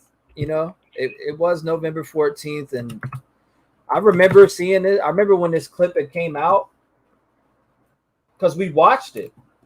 Yeah, I remember seeing it. I remember seeing it myself. I'm screenshotting it so we can pull up and zoom in on it. Yeah, that'd be a good thing. That'd be a real good thing. Hey, I'm surprised it's. And if they thought it was, would they leave it up on a news channel? Is that right to their content? I wonder how that works. If they really thought that was him, Yeah, at this point, who knows? Who knows? I mean, maybe they think nothing about it. Maybe they think they don't know anything. Right. I was going to ask you. I seen a law and crime channel. It just happened to pop up on YouTube, and it was a DEA agent on there. And he brought up a good theory about Xana's mom and Maddie's stepmom. Have you seen that video? They both got in trouble for possession of a controlled substance within a week's time of each other. And right. Both went to court afterwards within a week's time of the murders. And he was saying something about due to all the drug activities and stuff, not the kids. We're talking about Maddie's stepmom and Xana's mom. That this could have been a hit. And I thought, geez almighty, man, not more crap coming out. Right. But I still think they got their man. I have faith in the police and FBI, But that car, man, it sure looks like the shape of an Elantra. It sure does. Yeah, it looks like it. It's just hard. It's hard to tell from that distance, but it's being. I don't know, man. It kind of looks like it with the because he had darker windows, but you know, a lot of cars have darker windows, so I can't specifically say, yeah, this is him 100%. But I, you know, I think it is, but I could be 100% wrong, and I stand on that. You know, it could possibly be just somebody circling the block and being nosy and wanting to know what's going on in their town, and they live in this town, and they're interested on the case, and they're checking out the people that are out here and seeing what's going on. You know what I mean? People are like that. I mean, I'm nosy. Right. If I see lights coming inside at night, you know, because there's always cops being called across the street. I mean, they had the whole block blocked off the other night, and I was looking out the window. I'm nosy. I'm standing at the back gate. So I mean, it could be one of those. That's human nature, bro. Exactly. You know. Yes, sir. But it's just, I mean, to be surprised at how many of them white cars are out there. Period. You know. I mean, in my opinion, a white car is the easiest car to be kept clean, anyways. Yeah. So, you know. There's no telling. I mean, that could be a Toyota Camry for all we really know. I mean, I've been looking for this video for a while, so shout out to Jeff for getting it to me, because I've been looking for it and scouring through the internet. I did find it back on my live, but I wanted to find the original video and I couldn't find it. But shout out to Jeff for coming through in the clutch. Yeah, no kidding. Thanks, Jeff. Yeah, we appreciate that. In a big way. But anyways, man, I just wanted to holler at you and tell you about that law and crime center. And it's a retired DEA agent. I can't remember what it was. I seen it yesterday, so I'll try to find it. If I do, I'll try to email it to you. But it was pretty interesting. So, but like I said, I think they got the right guy so far. Till we know anything else, you know. I think he was man. This is shout out to Angel Girls in the chat too. I tried to see, check out that video you sent me, but it wouldn't let me view it. Angel Girl, that's the person who was a mother figure to Xana. Shout out to her. I appreciate her being on the channel and sharing pictures of Xana growing up with us, and everybody show love to Angel Girls in the chat. Oh, is that her? Yeah, that's her. Thank you so much, Angel Girls. Absolutely. Thank you so much. She said we're working on a video to put out for Xana so people can get to know who Xana is. Right. I was going to put it out last week, but I want to take my time with it and make sure that she has everything collected together that she wants put out. And, you know, I want it to be proper. Right. I hear you. I don't blame you right there, man. I don't blame you one bit. You know, I think I sent a little bit piece of it when she was really young. Like maybe 8 or 9, maybe. Yeah. But it was just for a minute. I didn't catch all of it. But anyways, I'll let you go, brother. I just wanted to make you aware of that, and if I can find it, I'll send it to you. Yeah, shoot it over to me, Pat. You know what's up, man. All right, brother. I appreciate you, brother. God bless you. You too, man. And thank you for calling in and having a voice in the community as usual. You know the drill. Lock your doors and stay safe, brother. You too, brother. No doubt. Shout out to my man, Pat. Pat Gordon in the chat. Everybody give a round of applause to Pat. 219-885-9693.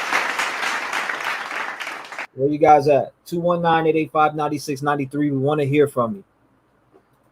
Everybody gets 6 minutes and 30 seconds. 757 sent from heaven. What's going on? You're live. Hey, it's Donna again. What's going on, Donna? Clock's running. The floor is yours. Well, if you look at the PCA, page 14, and I'm going to keep referring back to this because there's a lot of information here that you can kind of overlook if you just read through it. Right. But it says on that bottom of that page, it says, phone utilized cellular resource on November 13th was consistent to Brian Kohberger's phone. Well, it was consistent to his phone. It caught it leaving Kohberger's residence at approximately 9 a.m., traveling to Moscow. Now, that was the morning of the murders. It said the phone utilized cellular resources that would provide coverage for the King Road residents between 9:12 and 9:21 a.m. So he was back in Moscow that morning. of the murders between 9:12 and 9:21. He was in the area because he picked up on the cellular tower that covered the Moscow house. Right. So, and then it showed when he was back and had arrived back to his house, and it back approximately 9:32. Mm-hmm. So why would he just drive there just to drive past? See, that video that you were showing, I don't think that's the only time he did. If that's him, I don't think that's the only time he did that. But, you know, the morning of, I think he may have gone back to see if anybody had discovered what had happened. You know, I don't think he knew yet that they had been discovered. Mm. So, because they didn't, you know, there was the police and stuff didn't come till later, right? Right. But his phone record is showing he was there. He was there between 9:12 and 9:21 in the area. Where in the area, you know, there's no way to know. But he was within the house range, you know, from the tower. And when we were talking in chat the other night, I think they said it was a 2-mile radius or something. Mm-hmm. So he had to be within 2 miles of that house. So, and then he was back at his residence by 9:32. So does that sound like, to me, that sounds like just a drive-by. Yeah. It sounds like he drove by, took a peek, see if there's anything going on, and went back. And the thing is he didn't turn his phone off. Mm-hmm. I mean, think about that. He had the mindset to turn his phone off or put it in airplane mode to go do these killings. But the morning after the killings, he doesn't bother to turn off his phone. Why is that? You know? Does that make sense? It doesn't make sense to me. I mean, there's a lot of stuff in here. If you really just take a time and just read it, verbiage is everything. The words that they use are everything. And, you know, I just think that he got back to his apartment full of adrenaline or whatever, and then turned around and got back in his car to see if anybody had discovered the bodies yet, the crime scene. Right. Just out of curiosity, because it's a very short time span to be in a car. What was he there for? If you really, I mean, really, what was he in Moscow for that short a time? Except to drive by the house to see if anything was going on. Mm-mm-mm. So that was one of the things that I wanted to say. But also, there was a caller, a couple callers back, was talking about the DoorDash driver. Yep. Well, being that evidently there's several right in that block, and that there's a couple streets there, several cameras, and you know, if the DoorDash driver, they're going to differentiate. They can differentiate between. I know, like when I have my Ring, I can see cars and I can see the difference between color. You know, it's in color. It's a color shot. It's not black and white. So they were able, even at night, it's harder at night because of the fact that it is a gray scale, you know? Yeah. But you can definitely tell the difference between, my neighbor has a white car and my car is darker. I can tell the difference. But they can see the DoorDash driver going to the house because the person who had the camera that was 50 feet away from the house, you could see, from my understanding, you could see the house through that video. That's why, you know, they don't have Brian going in and out of the house, because if he went through the back, there was no cameras back there. You know, but the DoorDash driver, she was talking about the car going back and forth and back and forth. It does, if you really think about it, yes, it does sound like the DoorDash driver, but as big as their parking lot was in front of their house, mm-hmm. and if you look at the picture of the house, how big those numbers are, I don't think that's the case. No, I mean, all respect to that caller, but It's just they had plenty of parking room. They could have pulled in. You know what I mean? Pulled into in front of their house. So to be trying to park on the street, making 3-point turns and trying to pull in front of the house, but not being able to, they're not going to pull in the driveway because they don't want them to know they're there. But he's, it just, if you really look at that timeline, this is what I encourage everybody to do. Go to that page, I think it's number 9, and read it. Write down those times and figure that he's got to park the car, run out of the car, get into the house without being noticed, begin the killings, and then be out of there by 4:20. Yeah. I mean, there is a lot to that. And then if you're talking about him taking off his clothes, and there's just a lot to it in that time frame. So there's to me, there's a piece of the puzzle missing in that part of it. There's something, I don't know. I'm not saying there's another person. I'm not saying anything like that, but I'm just saying there's a piece of the puzzle missing in that timeline. And I just can't, I can't put my finger on it, but I'm writing down a timeline so that I can really look at it. It's harder to do it when you're looking at that document. But anyway, I know my time's up. Yeah. All right. I'm going to get some more in, and if you want to call back in, nobody calls in, you're more than welcome. Yeah, if my battery stays charged. Yeah, you got to charge it up. I swear, right? Yeah, sometimes right. I don't know if you're using what block you're using. Are you charging off a computer or whatever? But that really does matter, I'm using a house phone. Oh, what? Yes, I'm using a cordless. All right. And for some, it'd been on the stand. I was like, I'm all passionate talking. I'm like, hello. Gotta bust out a damn cell phone. Yeah, I got a cell phone. But God bless you, Donna. I appreciate you calling in as usual. And all right, brother. I'll talk to you later. Thank you. God bless you. Bye-bye. Shout out to Donna. Shout out to Donna. Everybody show love to Donna. Make sure you call in 219-885-9693. Let's hear from you. 4-6, you're in the mix.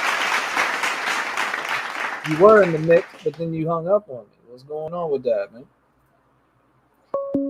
646 was in the mix. 646, you're in the mix. What's going on? Hey, T-REV, it's Hollis.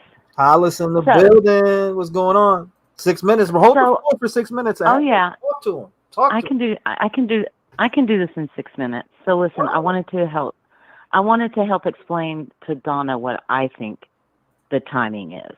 Mm-hmm. He's a runner. He's 28 years old. Okay. The neighbors have already made the comments that they would hear him around 2, 3, 4 in the morning making noise upstairs all the time. Mm-hmm. I honestly believe that he was practicing and rehearsing the exact plan that he was going to put forth. He was on adrenaline. And one of our women in Discord, she came back in one day and she said, y'all will never believe what I did. We were like, what'd you do? And she said, I took my garden shovel out to my garden and I put my clock on a 5-minute timer and I stabbed and stabbed and stabbed into my garden for 5 minutes straight. She said, you would not believe the damage I created. Now, wow. You're wearing Dickies. He basically wore a man's snap button onesie. You take that by the top, it's off. Mm-hmm. Does not take a lot of time. I guarantee you, I even did it myself. I put my phone on a 10-minute timer. And I walked around my house and went into 2 different rooms like I was actually, doing that. And I gave myself plenty of time for each victim. And I came back to my kitchen and microwaved my cup of coffee before my phone alarm ever went off. So if you have a person who's running, how much? Didn't he run 10 miles a day? They said something like he's got a Strava app. he's big into his running. He's 28. He's healthy. He's got enough stamina. And not only that, he followed on Instagram the, what was it? It was a very specific website that taught you how to fight and kill with a K-bar knife. And it shows where to hit what organs. He followed that guy on Instagram, and he followed him the most than everybody else. So he was doing those tutorials as well. So I have no doubt he could have do it in that time frame. Absolutely. Somebody said the garden doesn't fight back, though. Well, neither do 3 people dead asleep. Yeah. That's a I mean, come on. Your biggest dude is in the bed asleep. Bed asleep. He has no advantage over Brian. Brian's totally got the upper hand, and he was taught to go for the organs. Doesn't take much, Same thing with Kaylee and Maddie. Even if they were awake and both in the same bed, they were just in bed chatting. They were not on their feet. I think Zaina got the most wounds on her hands because she was up and she fought his ass.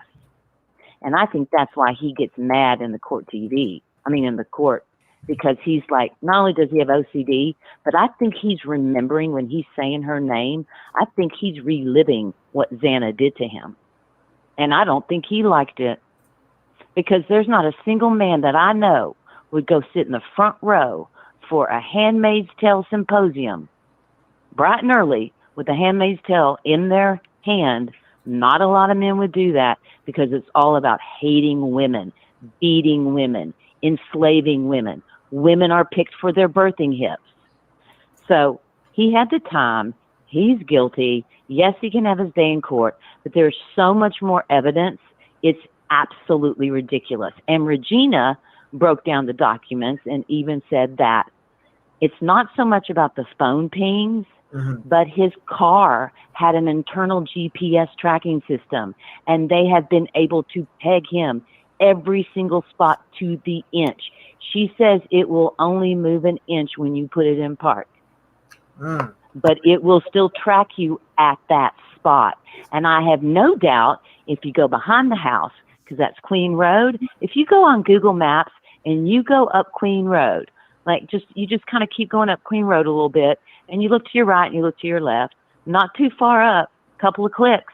When you look to your right, you're looking all over Moscow, and you're looking directly on top of the Moscow PD. And I have no doubt that his 12 pings were from him sitting there calling noise complaints on King Road to see how long it took them to dispatch the police to arrive. So he knew how much time the phone call go in he would have. Mic drop. Whoa. You said that he said he called the police. What?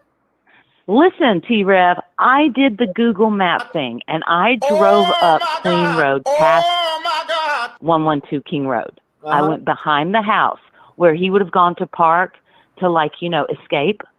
And if you continue up that road and keep looking to your right and left, because that's what I did. I'd go up a step and look right, and then I'd look left. Then I'd go back to the center road, and I'd go up. And I noticed I was going up a hill. And I was like, oh, wait, that house could be seen from a mile away, people said, when they were coming into Moscow. You could see that house way up on the hilltops. So 112 King Road. So I said, oh, I'm going up a hill. Let me go up the hill and see what I see.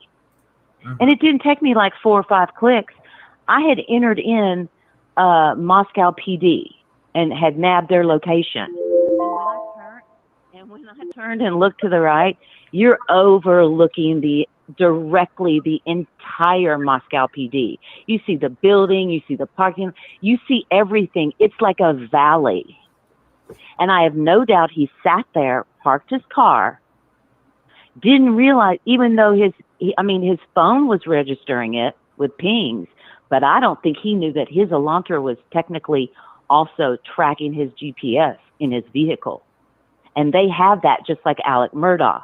And I'm thinking because honestly, in that environment on Greek row or sororities, they're in blocks and blocks of people. You know it's going to be loud there. It's ridiculous how loud it is. No one's going to live there knowing how loud it is that hates noise. Mm-hmm. And I'm honestly convinced he sat up on that hilltop, would call in noise complaints on the house, and would wait to see how long the cops took to be dispatched. Because he's right there. He can see them leave the place. He can scooch up a little bit down the road and wait until he sees the cars come up. Because he couldn't do ride-alongs. Oh, shit. This is so crazy. He knew how long he would know how long it took. Luke, dude, this guy planned it to a T. I'm telling you, the notes and all of his details in his home are probably ridiculous. There are 4 other murders that occurred before these. 4 other murders, all the same MO. They were all stabbed in their beds in the middle of the night. None of their dogs were hurt. Only one was stabbed to be kept quiet, but he wasn't killed. All of them, except for one, has been verified to be vegans. I honestly am convinced he went to vegan restaurants, especially Portland, Oregon is known as the most vegan place in the world. I'm sure he frequented these vegan restaurants. The first 2 victims were in their 60s and 70s. Another was a younger couple. Another one was a jogger, and another one was another woman. Now, hear me out. All of them have still been unsolved, right?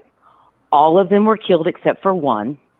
When you include Maddie, Zana, Ethan, and Kaylee, it amounts to 10 people that I can trace back that he is probably guilty of killing, but out of the 10, 1 survived. So I think he's killed before. And I think because I know for a fact in the gag order, it says in the gag order, this pertains to this investigation and any other investigations, including Brian Kohberger, which is why we're not hearing about them all. Mm-hmm. But the MOs were the same. They were knives. These women were stabbed in the face, in the eyebrows, in the mouth, up their nose, in the ears, in the neck, in the lung, just like Maddie was, and in the torso. They were all hit in vital organs. And the creepiest thing is 3 of the women who were murdered, 2 that were murdered, 1 that survived, all 3 of them, guess who they look like? Break it to us. Xana? Guess who they look like? I don't know. You tell me. Who they look like? His mommy. Okay. Mic drop. All right, we'll leave it at a mic drop. We'll get some more callers, and it's a lot. When people can get these 4 cases and look at them in depth, and realize that he could have been traveling to go visit colleges at that time because there's 2 years that he's missing. He killed it. The pattern would be, if this was true, he would attack. Keyword, if it was true. Yeah, if it's true, exactly. He would have attacked his first victim was killed, and then a month later he attacked again. He waited an entire another year in these cases, and he attacked one month, and he attacked the other one the very next month. And then there's a whole another year, exact year, and he did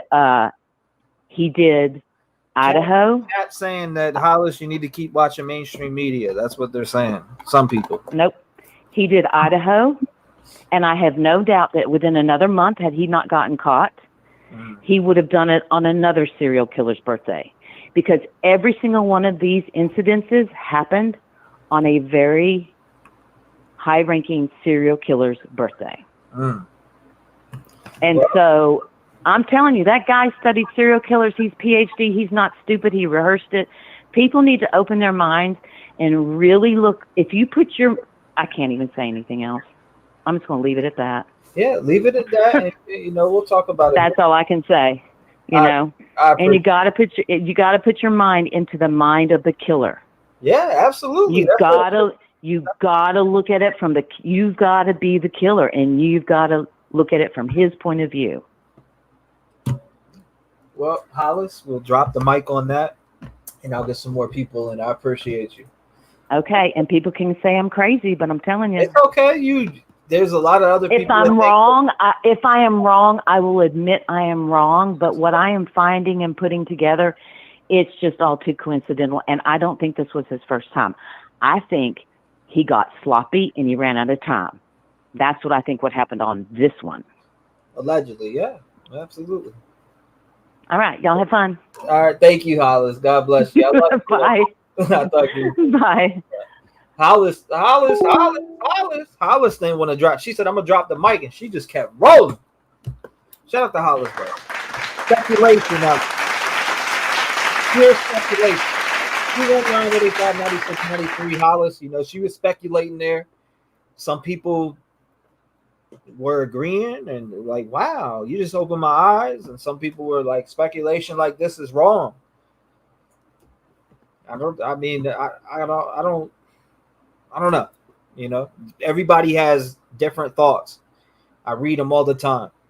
I see all these different inboxes on all social medias, Facebook, Instagram, Gmail, also Twitter, comments, calls.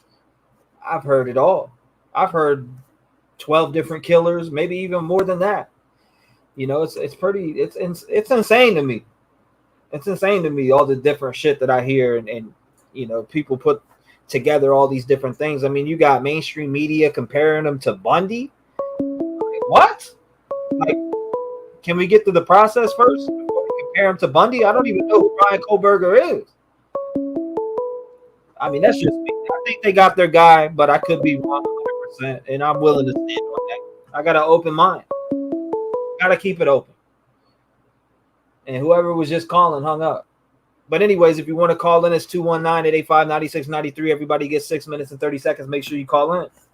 But yeah, this shit is wild. This case is wild. It's been wild from the start, and it's wild now. Speculation for sure, Midwest girl. Damn, you lost me. I was so on board. I was so on board. 757 Sent from Heaven. What's going on? You live. Hey, it's Donna again. Donna is back live again. I am busy today. Yes, you are. What's going on? Go ahead. I wanted to bring up something too that I had discovered. Mm-hmm. There's a People magazine article. Now, I don't have to know the credibility of People magazine, but I'm just going to put it out there anyway. Where it said Bryan Kohberger visited Idaho Student Union before murders and was the type to stare at witnesses. And I'm going to send you this. But anyway, it said that he People would go. Magazine? You said People Magazine? You said People Magazine? Yes, People magazine. It was dated.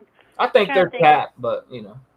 Well, I mean, of course. I mean, they're kind of like a rag, but February 2nd is when that came out. And they said that they interviewed two or three students that said they had seen him, one in the cafeteria, he would just stare at them to the point where they were so unsettled they would get up and leave. And he was also seen in the student union building, staring and watching students. In the cafeteria, he didn't have any, you know, it wasn't like he was there eating, but this was, I want to say August. Mm-hmm. Sometime in August. But, yeah, I mean, even though they are, like I said, I call them a rag magazine, they did interview one girl named Chelsea, a sophomore. He said he was in the food court at the student union building drinking water. He sat by himself. He was the type to stare. He was seen there numerous times. He wouldn't look away if you caught him staring. He wanted you to notice that he was looking at you. He didn't smile, didn't nod, didn't say anything. He just stared. I told my friend that not to be suspicious, but to look at him because of the eye contact made me very uncomfortable. These police cars out, and it was everybody weird that we ended up having to leave and eat outside because we wanted to get away from him. Mm-hmm. Jeff, I'm gonna download that actually. I mean, it's kind of interesting because they are naming names. You know, I mean, even though it's a rag, they're naming names of people that they talk to at the student union building and as well as in the cafeteria. Mm-hmm. So, and this was before the murders. Mm. So I thought this was pretty interesting, considering the source. You know, I wanted to look more into that as well to see if I can find any other interviews of students being talked to about seeing him on campus, because I always wondered if he ever showed up there. Right. I always wondered if anybody had ever seen him walking around or being, you know, and this kind of confirmed it for me in a way that it's very possible that he was there, and he was basically shopping, as he put it. Right. So, but anyway, that's it. I will let you go. Well, I appreciate you, Donna. All right. As Talk to you usual. soon. God bless you. I'll talk to you soon. Shout out to Donna for calling back in. We appreciate you, Donna. All right, let's check out this video Jeff made. Shout out to Jeff too. Jeff, thank you. Jeff, thank you. I appreciate you making this video. Jeff made this video, sent it. Let me pull this over here, pause that for 1 second, and let's check this video out. Let's put the sound on real quick. Let's make it full screen. Police cars out, and everybody in that house, 6 people live there. They not believe that there is a current ongoing threat. People do not have to shelter in place.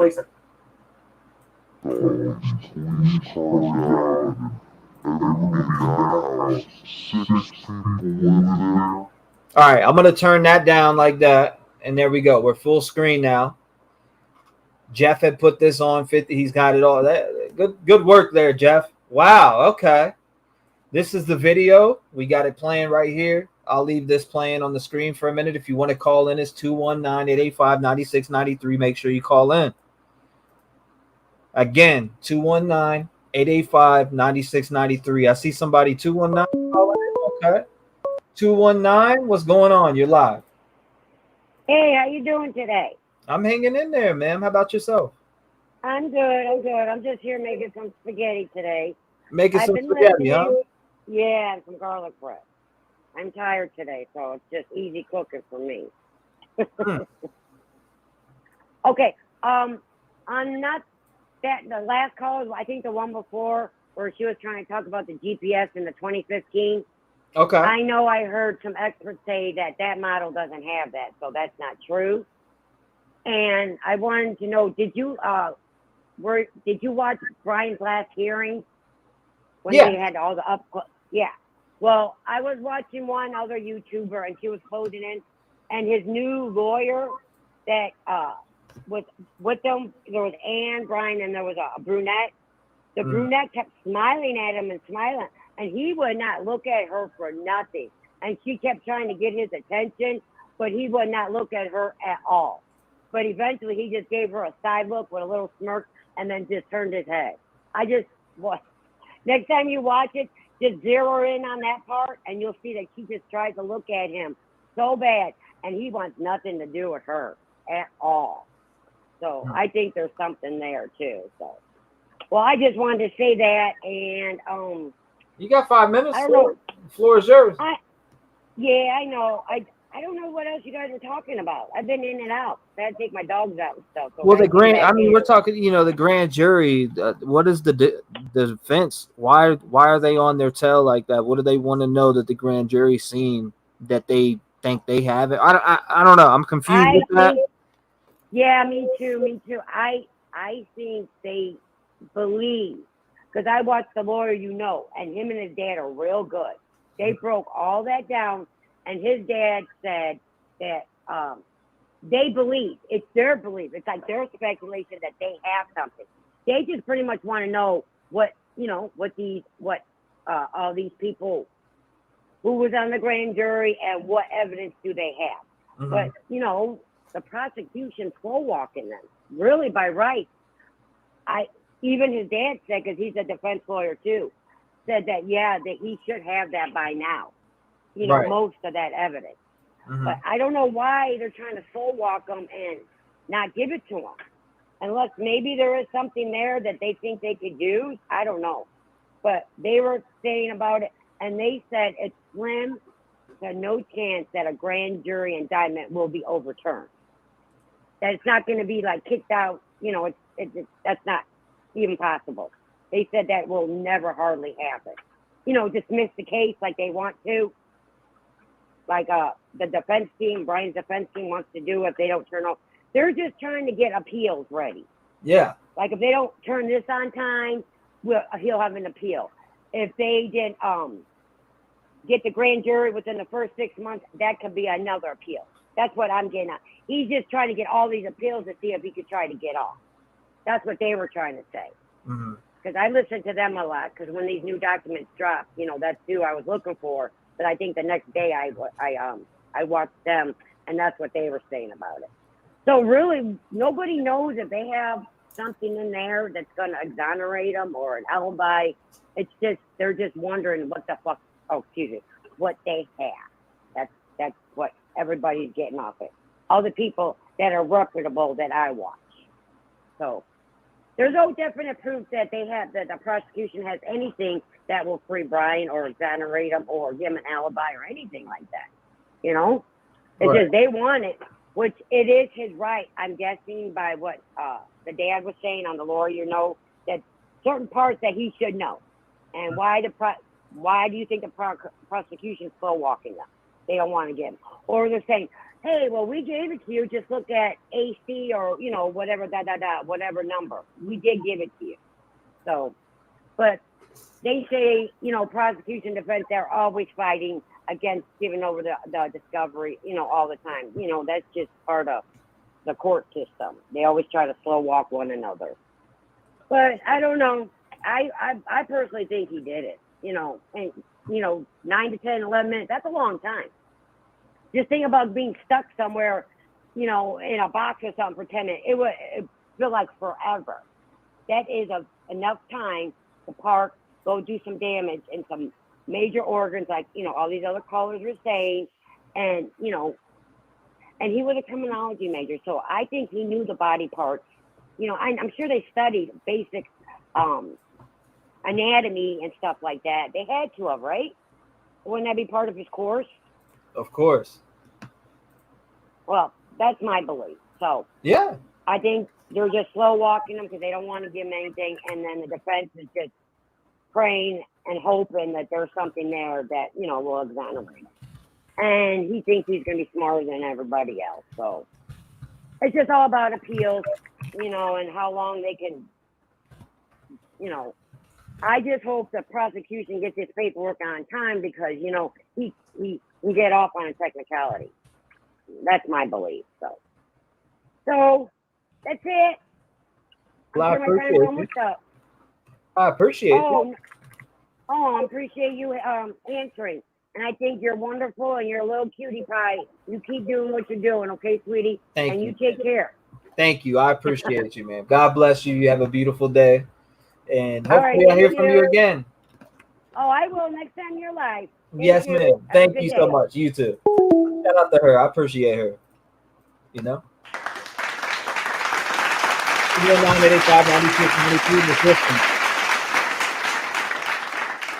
I feel like we're all over the place. This footage I've been looking for a while. So what if you just came in and you see this on the screen? This was back on November 14th. A vehicle drove through. I see some people saying there's a Prius and this, that, and the third. But kind of looks like a Elantra to me. I don't know. It kind of makes me want to go back and revisit the traffic stop. Because at the end of that, right there, I don't know. It's hard to tell. I don't know. Where's my car people? You know? Where's my car people? That car ID, a 2022 Prius. Pull it up, Trev, on car images. I'll check it out. Did the cameraman see the car too? No. He was facing. You know what I'm saying? Like he was facing the camera back to the car. But that's not the cameraman. That was the reporter. Did the cameraman see that vehicle? That's a good question. Actually, I just had that totally effed up, and I stand on that. Did the cameraman see the vehicle? That is a very good question. I'd probably say no, but maybe I'm wrong. He was probably focused on getting his shot of the reporter. You know what I mean? Because when you're working the camera, you got to make sure that it's perfectly on him. So I see what you're saying about that. I don't know why I got the reporter mixed up with the cameraman, but yeah, the person that's working the camera has to keep that shot on the reporter perfectly. Tinted windows clearly, RD said. Thank you, RD. I appreciate it. If he is innocent, then he shouldn't be there nor charged for the murders. Why try and kill an innocent man? 317 Cent for Heaven, what's going on? You're live. You got 6 minutes and 30 seconds. The floor is yours. Where are you calling in from? Hi, T-REV. It's Lily again from Hamilton County, Indiana. What's going on, Lily? Well, looking at this picture you have of this vehicle, that's really grainy. Yeah, it is, for sure. It's hard to tell what kind of vehicle that is. I sold cars for 5 years, and I'm generally good about picking out what type of vehicle it is from the side of a car, but you know, that could be a Prius, that could be a Hyundai, that could be a Sonata, a Sentra, Nissan. That could be a Toyota Corolla. I mean, looking at that picture, you cannot tell what it is. Yeah, it's hard to tell. I would have to rule out a Prius, though. And the reason why I would rule out a Prius is the window above the rear tire does not. Okay, so we got a car woman on the phone with us right now. Break it. I mean, so some people in the chat are like, "That's a Prius, 2022." I would have to rule out Prius just for the fact that it's a little too elongated of a vehicle for me to say that's a Prius. I'm looking at them right now, and that looks nothing like a Prius. No, to me it looks like a Hyundai Elantra. Honestly, that looks like a Hyundai Elantra. But you can't see details of the door. The door really kind of tells what make of a vehicle it is. I can kind of actually, now that I'm going through in depth of these Priuses, I can kind of see where some people would get the idea that it could be. Well, I mean, it looks more like a 2021 if we want to really get into depth with a Prius, just based off that back window. But hey. Yeah, I don't see a Prius there. That's me. Looks more like a Hyundai Elantra, Nissan Sentra. Like those two vehicles, there's little details in the door that you would have to look at to tell between the two makes, the Nissan and the Hyundai. And you know, I won't name any names, but there is a YouTuber out there saying that the cops got it wrong with the years of a vehicle on the Elantra. Well, the only way you can tell a year of a vehicle really is looking forward of the lights. And from what I understand of why they started looking for a Hyundai Elantra was videos around the house and video from that one gas station. And I did see like a clip from that one gas station, and all you can see is the side of a vehicle. So I can see why the police were confused on the year of the Hyundai Elantra. Yeah, I mean, I'd have to look at when the police officer walks up on that on his vehicle. Just again, I mean, it kind of. Let me see. It's really hard to tell from a deep distance like that. Yeah. What time of day and when was this picture taken? I missed that. All right. So I played a news clip from early. There's a news clip that was on November 14th, so a day after the murders, and in the background you see this vehicle drive by. You know what I mean? Now, from what I recall, didn't it drive by and it turned around? So it drove past one way and then it came past the opposite way. You know what I mean? Okay. So, yeah, I remember seeing that clip like previously, maybe on your show or somewhere else. Yeah, I played it a lot especially when the case was first kicking off. I played it a lot. Yeah.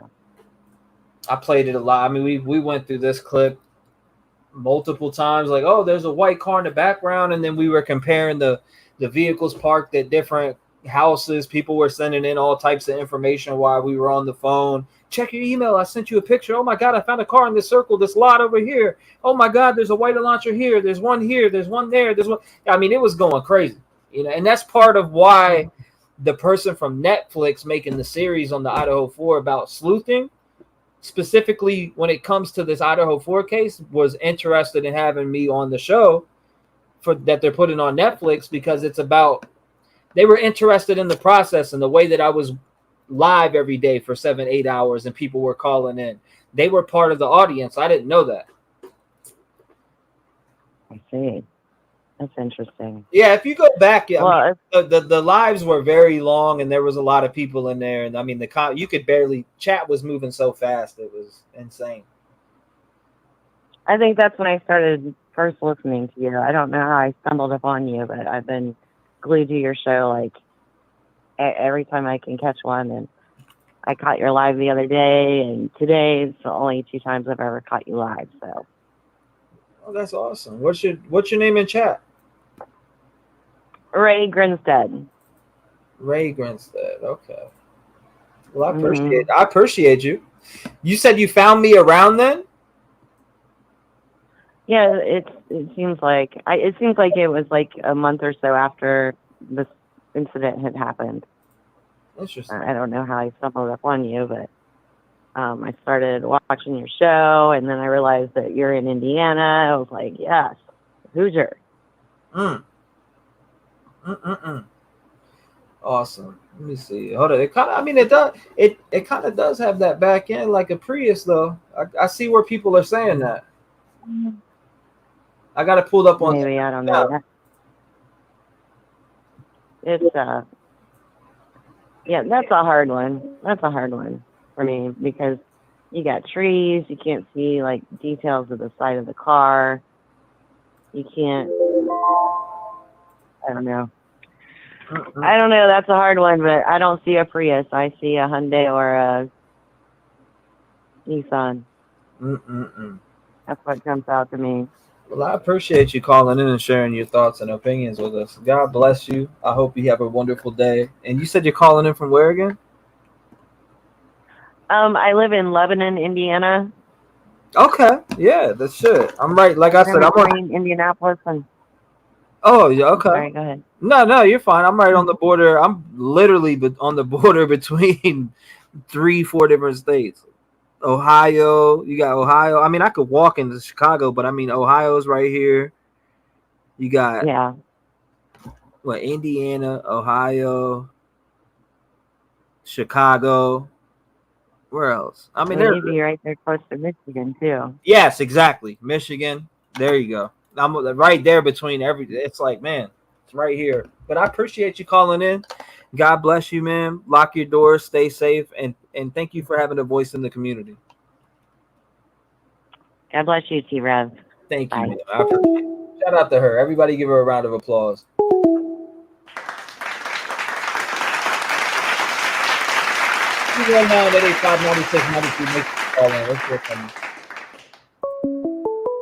Phone's ringing. Hey, let's see. 501, what's going on? You're live. Hi. I have a question, and it's a hard question to ask, an ugly, hard question that no one else has asked.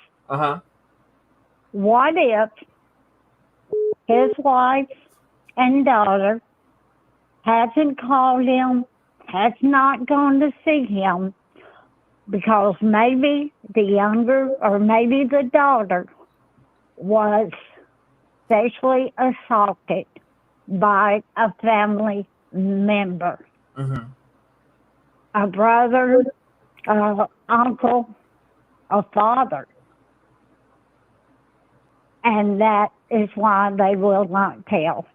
And I know this because it's happened to me. And it took me 40 years to tell someone. Oh, wow.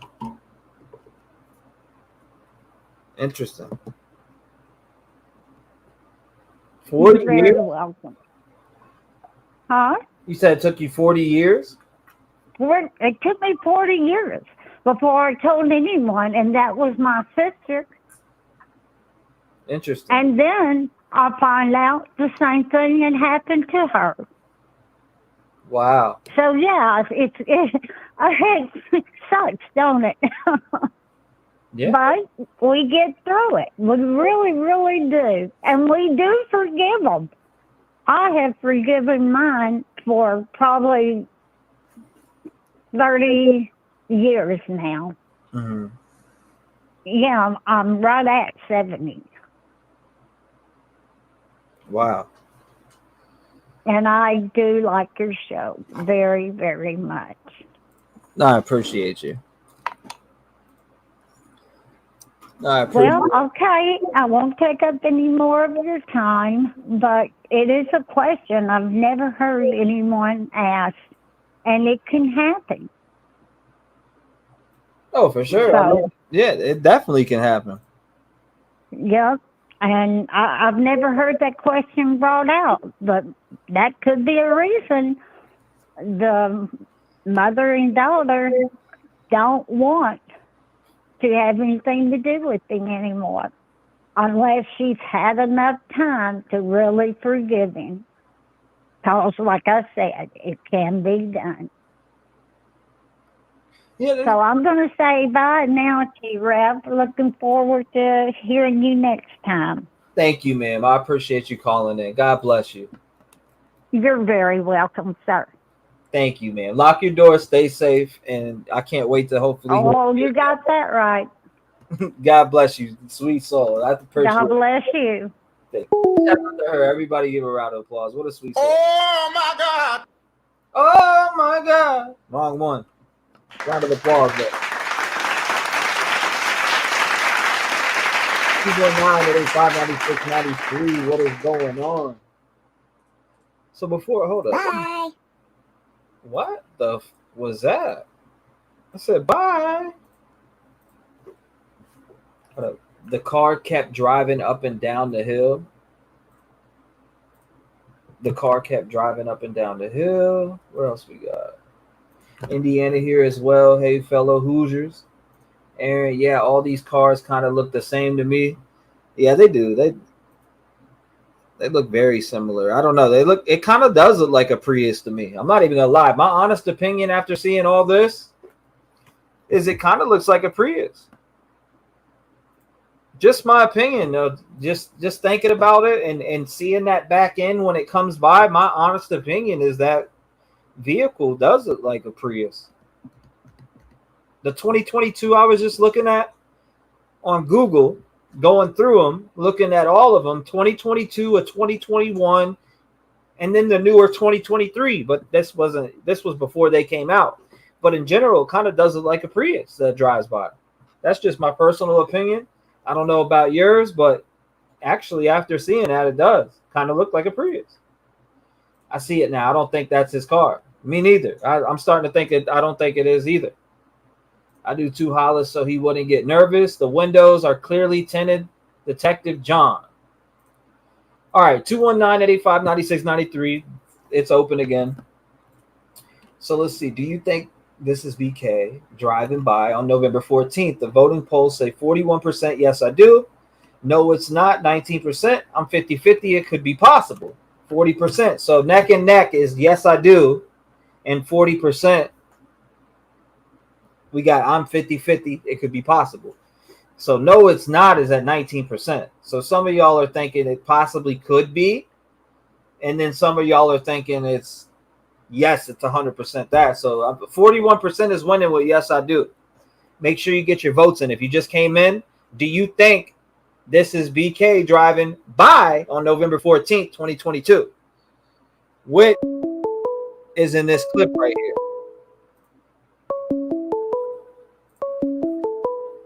580, you're on the show. What's going on? Hey, T-REV, it's your Nancy calling. What's going on, Nancy Grace in the building? Hey, I was just listening to the show today, and I've got a couple things that I was listening to. Mm-hmm. So my question when they were talking about the DoorDash driver, okay? Mm-hmm.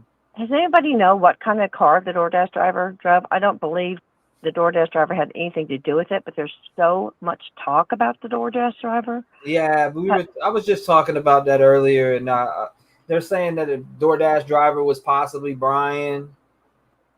Yeah, I don't believe that.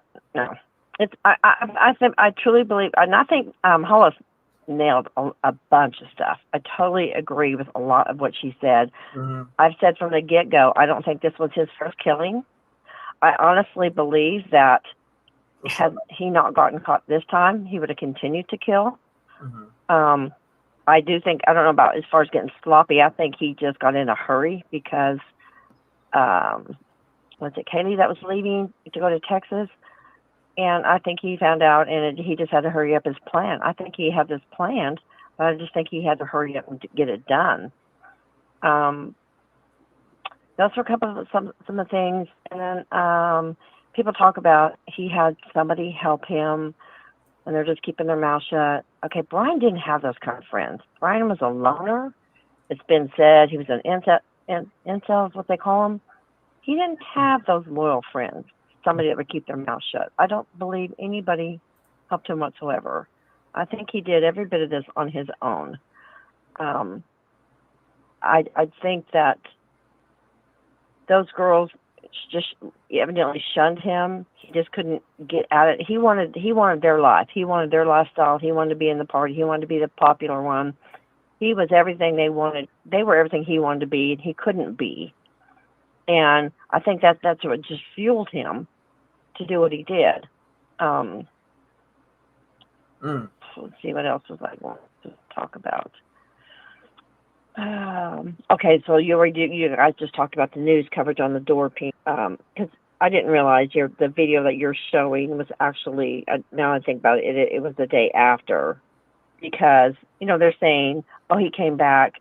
So my question is, if that news clip that you're showing, mm-hmm. what time of day was it? Was it the time of day when they say his phone pinged again and they think he came back?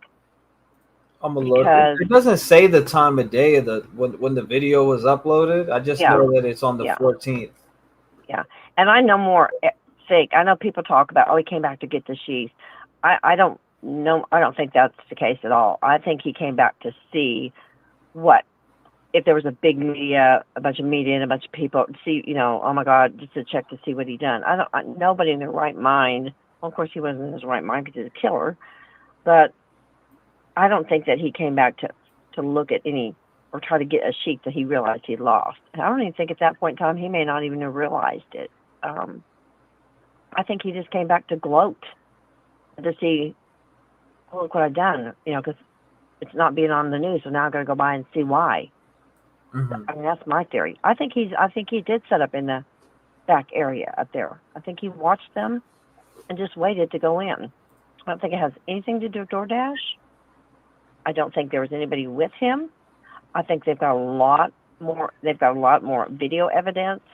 Yes, they do have to turn it over to what they showed the grand jury. It does have to be turned over. They have a time period to turn over, but they don't have to give up any information on the jury. The jury is totally secret, even the way they vetted them. So I don't know. I think Donna said that they have to give that up. I was listening to the lawyers, and to my understanding, they don't give that information up, but they do have to give some other information up. But they didn't have to show everything right to that grand jury. So, but they showed enough.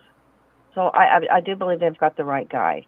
I think the reason that the defense is doing what they're doing is just to prolong it. There's no way she has enough time to go through all the evidence that they dumped on her.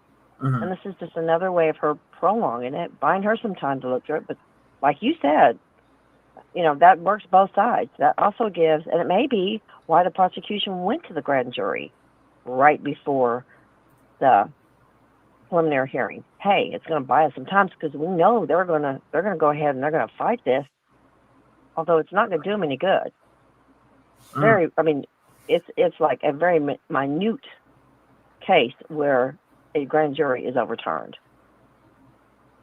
I'm just trying to figure out what the hell, like, what is the defense wanting? I mean, they gotta have the same stuff that the grand jury seen. within that 51 terabytes, I think, but I could be wrong. Yeah, but they're trying to figure out exactly how much of that did they show, and what pieces of that did they show to that grand jury. Exactly. It's probably what they're wanting to know. And like I said, it gives them a little more time to dig into what they do have. This thing is going to I guarantee it's going to be put out and put out. There'll be a continuance and a continuance and a continuance. This is not the end of the first. This is just not the first one. And it may be part of the prosecution setting this up. I'm not. That's just a kind of a feeling I got, thinking, well, you know what? We need more time too. What better way to do it than this? Right.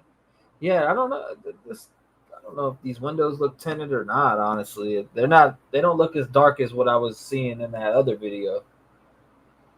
Well, in the other video, are you talking about the other video where it's going past the store?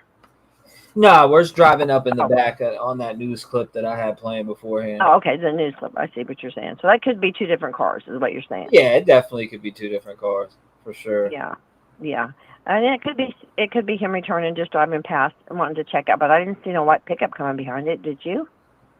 Mm-mm. Yeah. Okay. Well, I hear my timer's up. Those were just some thoughts that I had over some of the conversations that was taking place. Very interesting in what Hollis said on the birthdays of the other serial killers. That just blew my mind. But I've always thought in my mind that he's done this prior. He was too easy and too quick for him to get in and out and do what he did, and not leave blood, drops of blood everywhere, not leave a trail of blood going someplace. He had this fully planned. I do think he changed his clothes. I think he took a garbage bag with him. I think he tossed all his clothes in it, and out he went. I don't think it was a shower curtain at all. I think because that could have leaked anywhere. So, those are my thoughts. Well, I appreciate you sharing your thoughts, Nancy Grace. You betcha. You have a good day. I'll be listening in. God bless you. Thank you for calling in and sharing your voice in the community. We appreciate you. All right. Talk to you later. Bye-bye. Talk to you again. Shout out to her. Shout out to old Nancy Grace, yeah?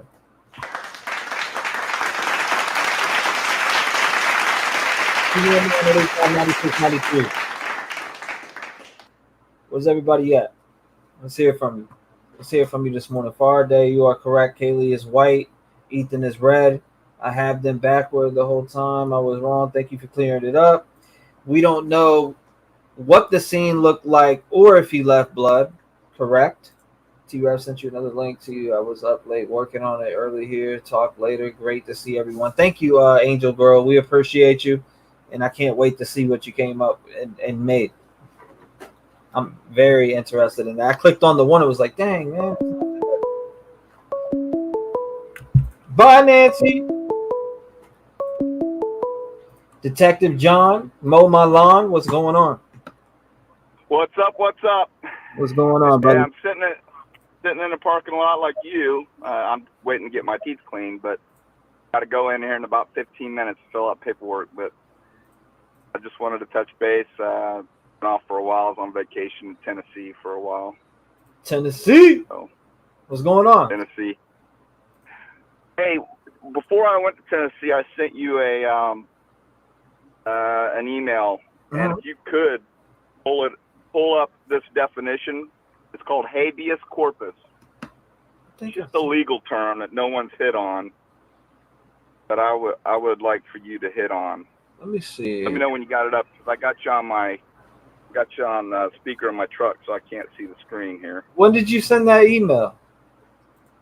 It was a text or an email. I can't remember. I sent the definition of habeas corpus.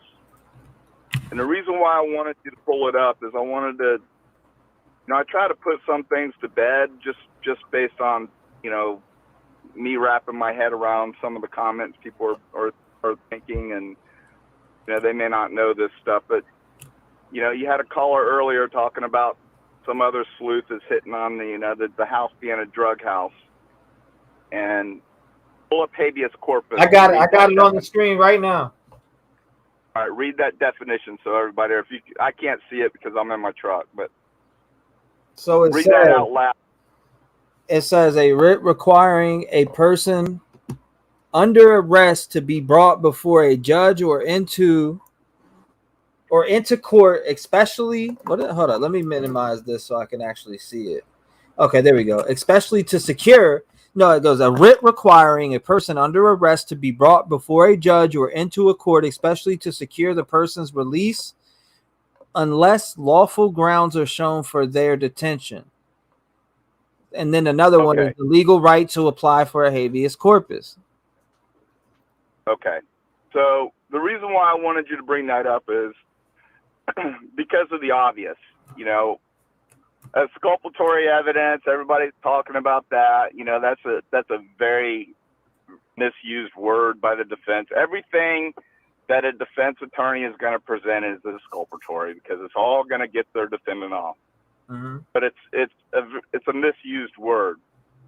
If there was truly exculpatory evidence, and I've said this before, then they would file that habeas corpus and get him before a judge and get him either a reasonable bond or B, released. Mm-hmm. So there is no exculpatory evidence that is out there. I'm sorry if people believe that, but there is none that is out there that that's being held back or anything, because if there were exculpatory evidence, trust me, the judge would have heard the attorney already and he would decide and they would have an emergency hearing and Kohlberger would be out of jail. Okay? And another thing I would like, before I have to run in here and get my teeth cleaned, sorry guys, I've been trying to call you, man, but you've been getting a lot of calls. Yeah, it's been coming through like crazy. And another thing too, okay, and I'm going to give you this from a law enforcement standpoint. Mm-hmm. If I had a dope house, and let's say I knew it was a dope house and I was just on patrol, but I know this is a dope house. There's a lot of drugs coming in and out of there all day long. There's a problem. Like people are purporting that this was a drug house. Mm-hmm.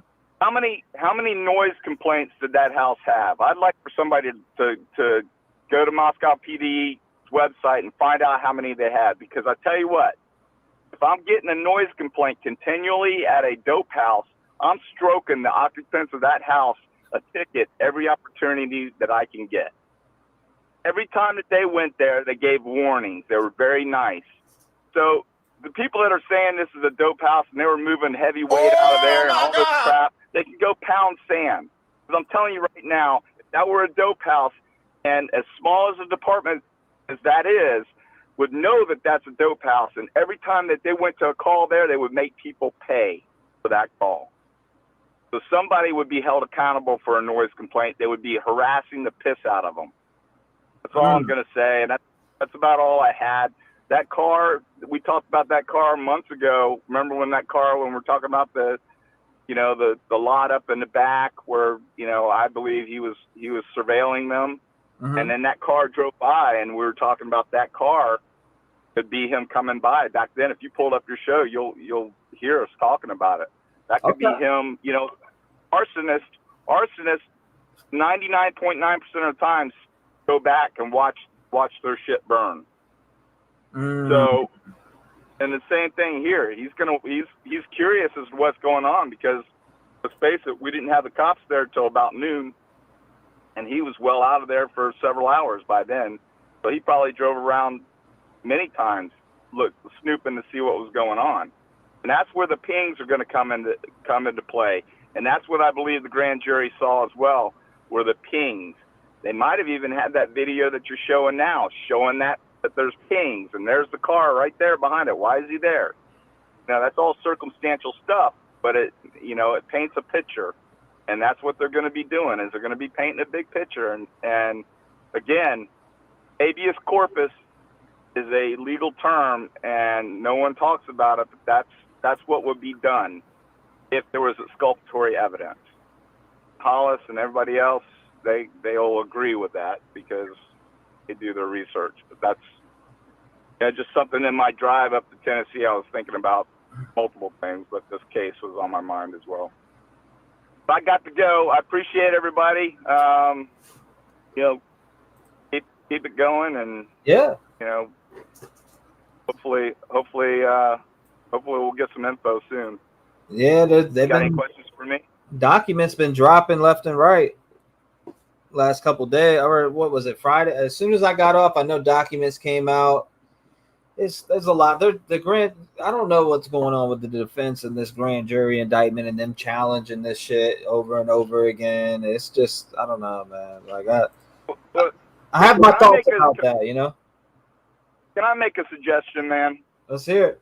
We probably should get off of this petty stuff, and you should have a show talking about everybody's theory about why he did it, what his mindset was. Get into the mind of a serial killer.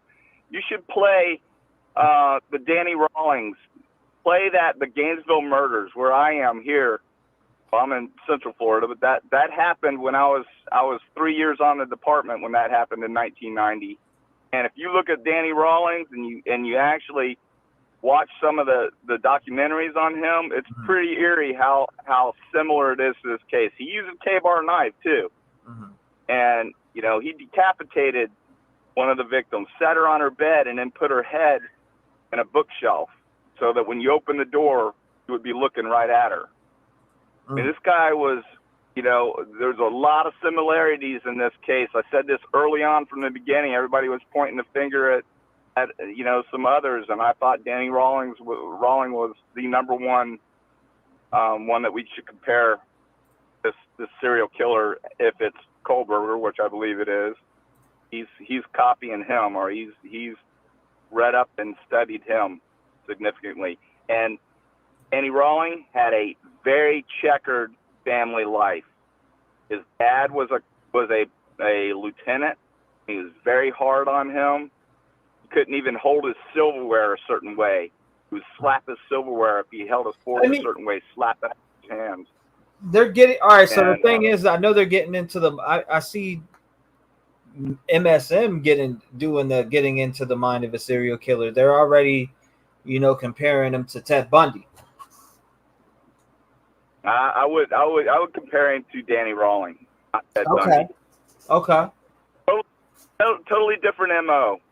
I'm stuck on Danny Rawling. I don't think he's much like Bundy at all. To be honest with you. I don't know where they're pulling that, but they're comparing him to Ted Bundy already. I was like, man, I don't know what the fuck. Either they think that Danny Rawling only killed 5 people at University of Florida. No, he killed 8 or 9, if I remember right, because he's from Louisiana, and after. When he was sentenced to death, before they put him to death, he actually confessed to 3 or 4 more in Louisiana. Same type MO, but it wasn't a college. But this was, one was Santa Fe Community College, which is right next to University of Gainesville, so they all stay in the same apartment complexes around there. And one was actually a student that was a student at Santa Fe that he killed, that actually worked at the PD. She was 18 years old, and she was working, I believe, in records, if I remember right. That was her job. She worked for the police department.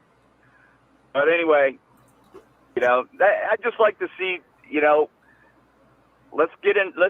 Everybody should get on here and talk about their theories. Like I think that he morphed. If it's Kohlberger, I think that he morphed into what he studied. He became what he sought to study, which was a serial killer. And that's why he put all those, he wanted to bring people in and interview them, because he wanted to get inside the mind of a serial killer, because I believe he was having those feelings. I don't remember which caller it was earlier that had her theory. I can't remember if it was Gina or Hollis or I can't remember who it was. But, I agree with her theory, but I disagree that he planned to do it that night. I don't believe he planned to do it that night. I believe he planned to do it, but I believe something set him off to the point where he had to do it. And I think that the social media had something to do with that, and the fact that if Kaylee was the target, or maybe the girls together, I don't know. I'm speculating again, but if he had planned to do it that night, and he wouldn't have made all these mistakes. I believe he was planning to do it, but I believe he would, knowing what he knows and trying to become an intern and work on the technology to be able to investigate these cases, That's part of what that's what he wanted to do. He wanted to help police investigate this stuff, figure out ways. He's not an idiot. He may lack common sense, but I don't think he would have made the mistakes he made had he not acted impulsively that night. I think it was an impulse. Sorry, but that's just my theory. But I do believe he had planned on doing it. I see people using this. You remember the Chris guy that reached out that went to school with Brian, and we asked him all the questions, and he said he only knew him from school. He didn't know him like that. Right. But now I've been seeing different things come out where it was like, I don't know, he's speaking like he knew him a little bit more than he said. But if you go back and listen to the whole hour and a half, damn near 2 hours, we talked to him on the phone. It was like, he didn't even know if he video gamed or anything. I mean, if you're my friend, I'm going to know everything about you. You know what I'm saying? I wouldn't hold much credence to that guy because he's flip-flop. I mean, that's stuff you're going to come up with pretty quick. If you know somebody, you're going to know their traits.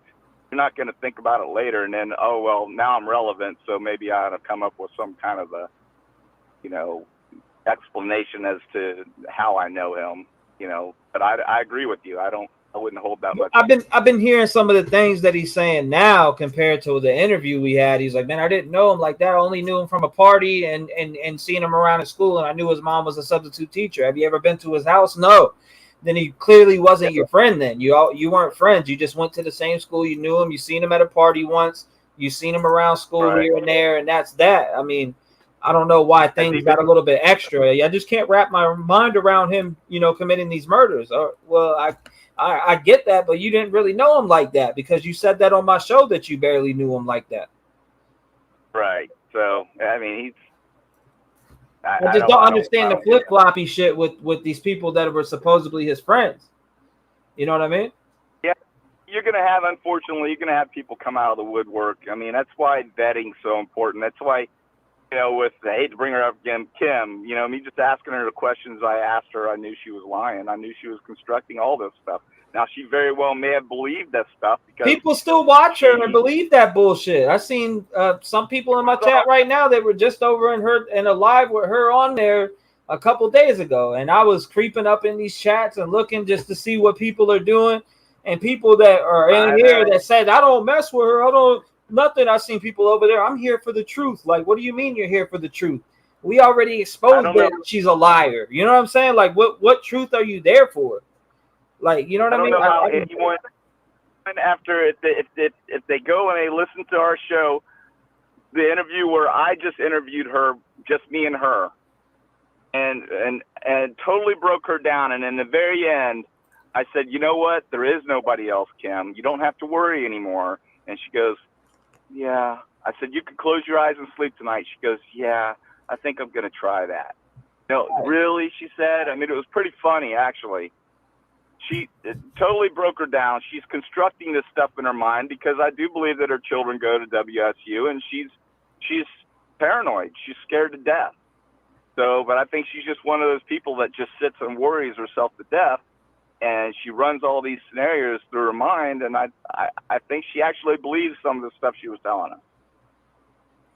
And I call bullshit 100% on her, and anybody that puts her on a show and gets clicks with her is an idiot. I mean, she was just on the other night, man. I creep these channels and see what's being said. You know, I creep the opposition just to see what they're saying. I openly admit it. I creep all these channels, even the smaller ones. People don't even know. I creep and see what's being said out here. And Kim is going lower and lower into the totem pole of different places to keep spreading this story. And she's from Washington State. She don't know shit about no Idaho like that. She can claim she does, but we already proved that's bullshit. I don't even know why it keeps getting spread further into the community. Her stories, this, that, and the third. When I've already got confirmation that it's bullshit. If we're talking about the same cat that did that, he's the one that spent the remaining 75% of his show was spent on him defending the fact that he had her on and he's got PTSD and all this stuff, and it's real. I do believe in PTSD. Don't get me wrong. And I believe that she has PTSD. I believe that her PTSD is as a direct result of her children going to school 8 miles away and worrying about this. And and Kohlberger being employed by the same school. And I think it just morphed into this, you know, event in her mind. And I mean, she broke down crying. She was just a basket case. I mean, nice lady. I'm not attacking her, but I am going to call her story a bunch of bullshit, because that's what it is. And I broke it down, and I know when somebody's, I mean, I asked the right questions.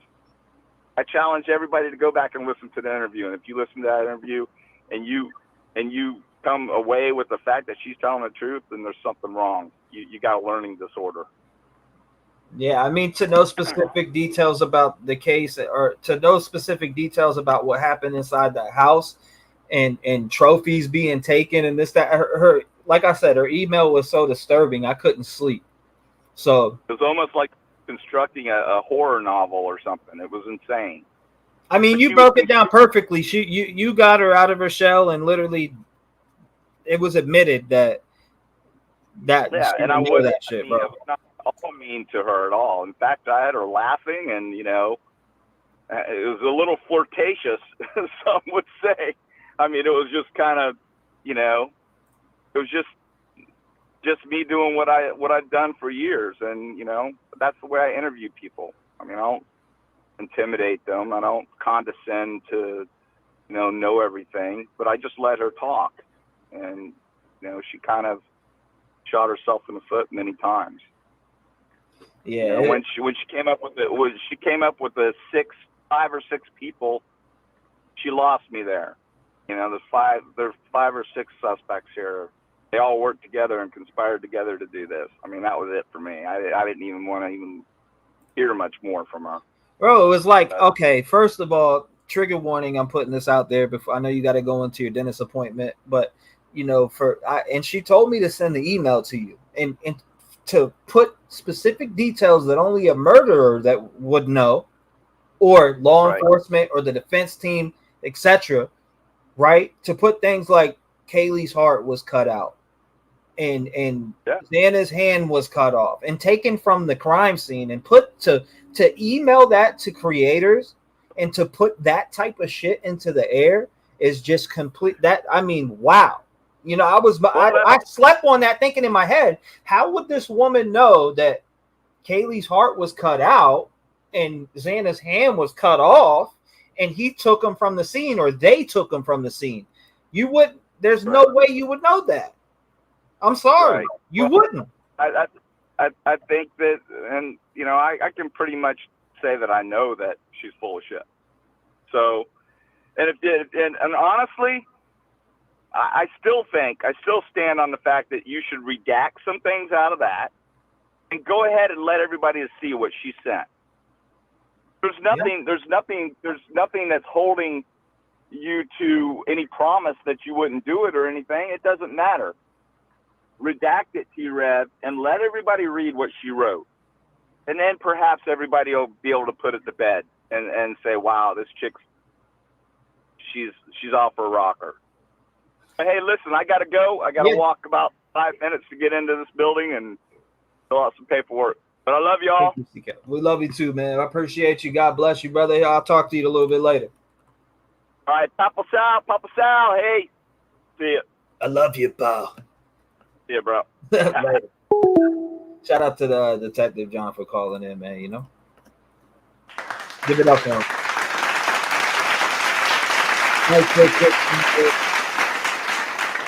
You know, I had to, you know, mention it again because I've been seeing her going around on these channels, and it's like, you know, you were already debunked. You would not know crime scene information that only the people who, you know, did the autopsies, etc., the prosecution, and only people that would know inside of this case would know these things. So to know personal information about something that was taken from Kaylee, specifically saying that her heart was cut out, that is just nasty work. You know, why would you even email that to creators? There's creators bigger than me that got these emails, and there's creators that are smaller than me in general that got these emails. I couldn't sleep. I started emailing people that have specifically talked to her, and trying to get inside information, and I found out that it was cat, that it was bullshit. You know, it was it was disgusting, and to see that, it was like, man, only a killer would know if they took somebody's hand from the scene, in my opinion, or somebody's body part. That's disgusting. Anyways, 219-885-9693. Call in. Okay. 409, what's going on? 409, what's on your mind? What is up? Hey. What's going on? How you doing? Hey, I'm good. How are you doing? I'm hanging in there. I couldn't be any better. How about yourself? What's on your mind? I mean, what's your thoughts right now?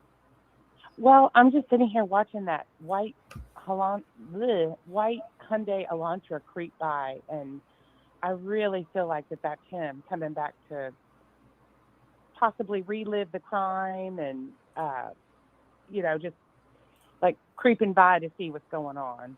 Mm-hmm. What do you think it's that? Do you think it's him? Do I think it's him? Yeah. That vehicle? I don't know. Like I said, it looks more like a Prius now that I've seen it next, but that's what I personally think right now. I don't know. It's hard to see from that angle. Plus, his windows on the one that I pulled up before, they didn't look as dark. But then again, the police officer's really close to the vehicle, you know. Now that you say Prius, I'm looking at it again, and I'm thinking that it definitely could be. It's got that stumpy butt on it, kind of cut off. But anyhow, I just wanted to call you and say hi, and again, thank you for all your great work, and just kind of talk about the case and the all of the demonizing again of the kids and their surviving roommates is just awful. And Detective John, love to hear his perspective on everything. I was hoping that you'd ask him about the weapons. We talked about that the other day, you and I, about there being more than one weapon. Yeah. Is it a possibility? Absolutely. I mean, I remember, I keep hearing about this damn golf club. Yeah, that's like I said the other day. There's so much misinformation going around, but I believe that they took Ethan's golf clubs into evidence. Mm-hmm. So, I'm not exactly sure, but I have been looking at all these theories. Like, what do you think about BK being the DoorDash driver? Yeah, that's another thing that we were talking about this morning. I just don't really see it. Him being the DoorDash driver, I mean, I don't know, man. It'd be wild if it came out that it was. I really don't believe it, though. I agree, because DoorDash, I used to DoorDash when I was broke during COVID, and it sucks, by the way. I wouldn't recommend it. Oh, yeah, I've done it.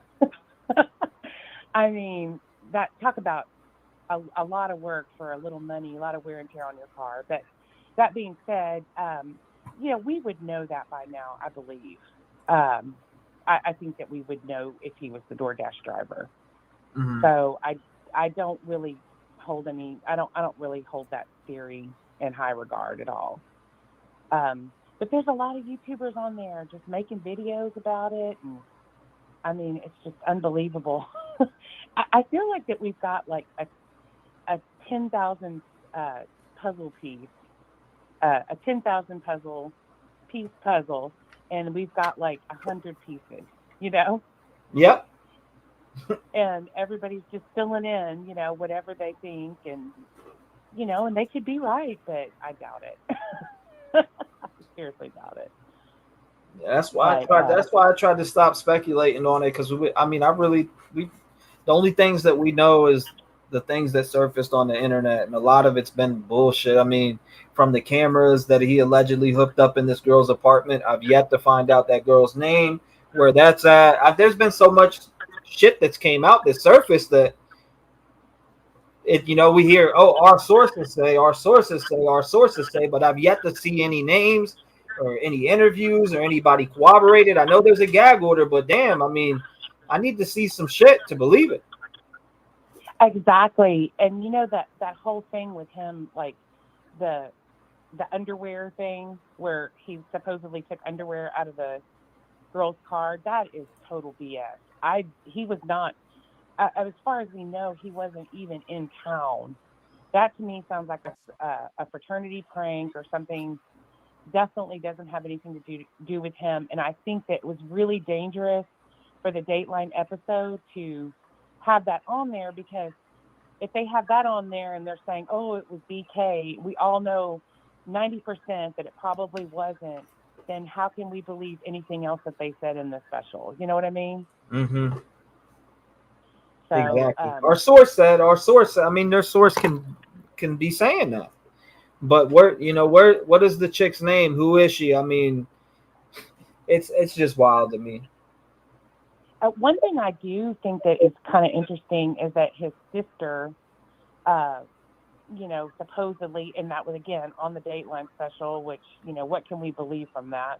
I don't know if they're going to stick their neck out with bad sources, because they are a pretty large organization, but, they could have it wrong on a lot. But I think his family, if he allegedly did this, then his family probably knew that there was something weird about him. And I could see like one of his family members being like, you know what, he has a white Elantra, he's weird, he's in the area. I definitely could see one of his family members even being a tipster, you know. And another thing that I was going to talk to you about, and I'm so glad I remember because I always forget. I get nervous when I get on the phone with you. But I was thinking that if DM saw his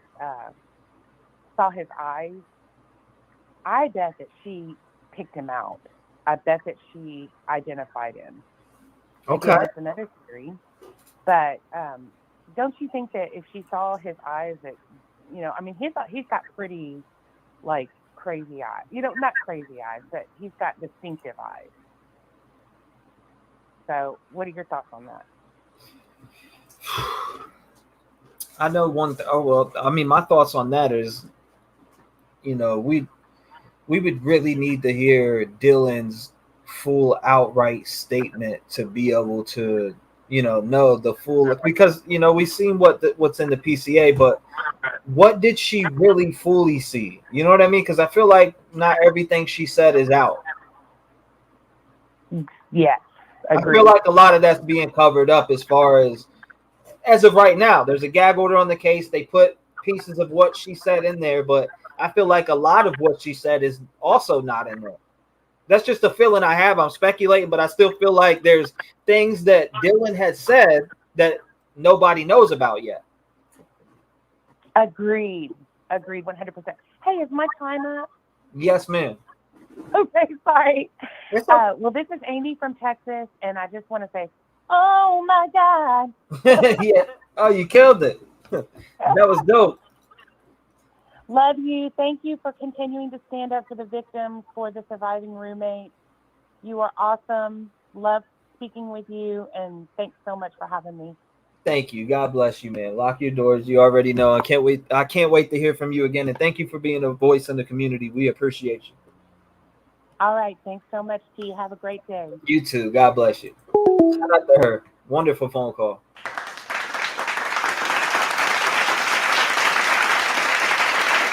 Oh my God. Shout out to her. Nice phone call.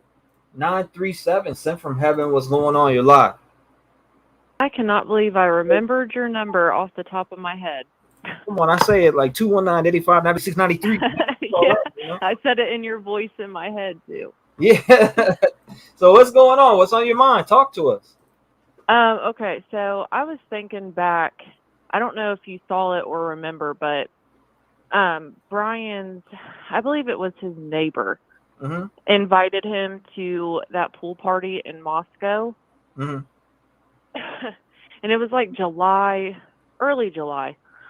But I was thinking the prosecution was requesting Snapchat from, what was it, like the end of June to August 1st. Right. So, and then Brian had texted him back and was like, hey, thanks for the invite. That pool party was interesting to say the least. So I was thinking of those 2 dates, and I was like, oh shit, maybe they were looking for something from the pool party. I mean, I don't know. Maybe that's where he first saw them. Mm-hmm. But that was just my thinking on maybe how he came to see one of them, or maybe Maddie and Kaylee both. Because Kaylee's mom did say that once they heard of his name before he was arrested, they checked the girls' Instagrams and stuff, and he had liked all of Maddie's pictures, but was following all 3 girls. Right. So, I don't know. It's just mind-boggling. Mm-mm-mm. And my name is Paige, just in your chat and in the Hey, comments. yeah, I always see you in chat. Absolutely. Yes. Please ignore me if I get a little. It's okay. As long as you're being yourself, we don't care. I get a little heated on there sometimes, but It happens though. I mean, I get heated at things out here on just everywhere. In certain places. yes, just the stuff that's like self-explanatory, Mhm. like with certain things that are posted or whatever, and it just goes right over people's heads, and they like jump to all these wild and misconstrue everything you say or that was said, and I'm just like, oh my god, listen Like the to receipt? the video. Like the receipt Yes. where I said in the video specifically, like towards the end, I said, I don't know if this receipt's real or fake. I have no idea. But after getting off and checking out, like a lot of the things that he said in the video, like on the phone call, at the first phone call, it just didn't add up because Brent Kopeka wasn't, killed by the police until December 15th. So it just didn't add up with the statement about Brian's dad talking about Brent and the Idaho Ford victims. It just didn't add up because Brent was still alive then. Yeah, because the thing with Brent happened the 15th. Yeah, it happened. All right, so no, I know the whole timeline. It started at like 8 p.m. on the 14th and went into the 15th. Yeah, okay, so it was the day after they had already left. I think it happened at 4 a.m. in the morning or 5. I looked up the whole timeline. I tried to, but I couldn't really get a good, all the news articles were kind of everywhere. But I thought I read the 15th, and I was like, okay, well, that's not the 13th. You know what I'm saying? Yes, ma'am. So, but I think he was being, maybe, I don't know, maybe she or he got that wrong, but I don't think he was trying to get, his little fame. You know what I'm saying? Yeah, that's... I don't think he was being, what do I want to say, malicious or intentionally trying to put something out that was fake. Maybe other people think he did, but that's fine. My opinion on it is he got information from somebody else, but somebody commented on my video and said he was on a different show, called in and said it would happen in Utah. So if that's the case, whoever is in here that sent that to me, send me proof of that. And we'll compare that and put a video together and say, hey, yeah, this is complete bullshit. His name in chat is Cave Diver. Yeah. Well, somebody had just emailed me and said, hey, this person was in chat on another channel. They called in and said specifically that it happened in Utah. So if somebody could show me and throw me that, I would love to. I mean, I already think that the information that he got from his friend or whatever, the person who worked at that hotel, I think that the information he got from her is straight up complete bullshit. Because it just Brent was alive still on 12/13. Right, yeah. Yeah. I see when I see someone share something and then they go to another channel and then to another channel, that's when you lose credibility with me, I guess. Mm-hmm.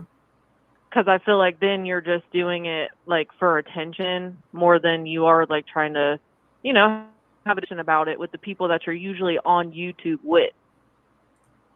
Like I only call into your show and I chat with you guys, but other than that, I don't really get on other shows. Look, I just prefer. don't be cheating on me, all right? I don't be cheating on me, or else you'll get penalized around here.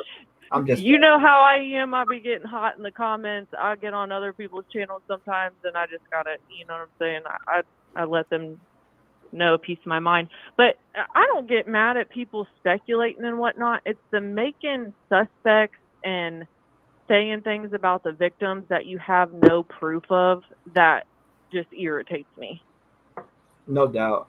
There's a lot of shit that irritates me too, but I'm sure I do a lot of shit that irritates other people. So I mean, it goes both ways. But I try. But you don't ever, you know what I'm saying? Like you don't fall into the, well, let's make a random trail. Oh my God, something was worded this way, so let's feed into it more than we should. You know what I mean?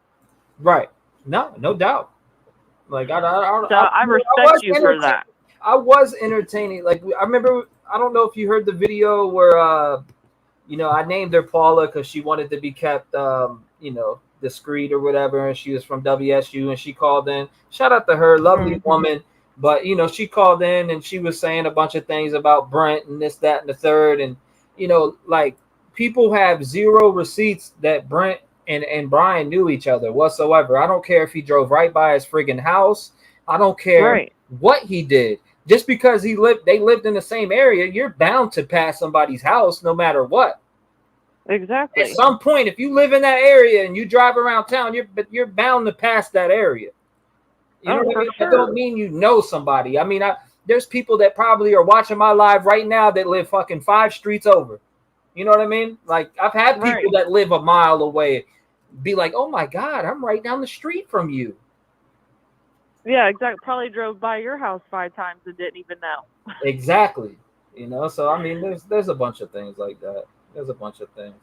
I appreciate you. All right. Well, hey, I got on Discord, so I need to get my membership. But if someone can tell me how to link it and do all that, if I'm able to do it from my phone. Send me email me, and I'll have one of my mods run it up or run out how to do everything. I mean, it's pretty easy. Okay. Will you have them put your email in chat? Yes, ma'am. Absolutely. Okay, cool. Thank you. Thank you. I appreciate you. You too. Bye-bye. God bless you. You have a wonderful day. You too. Thank you. All right, here we go. There's that. Shout out to her. Wonderful call. Shout out to Paige. Let's hear from you. Let's hear from you.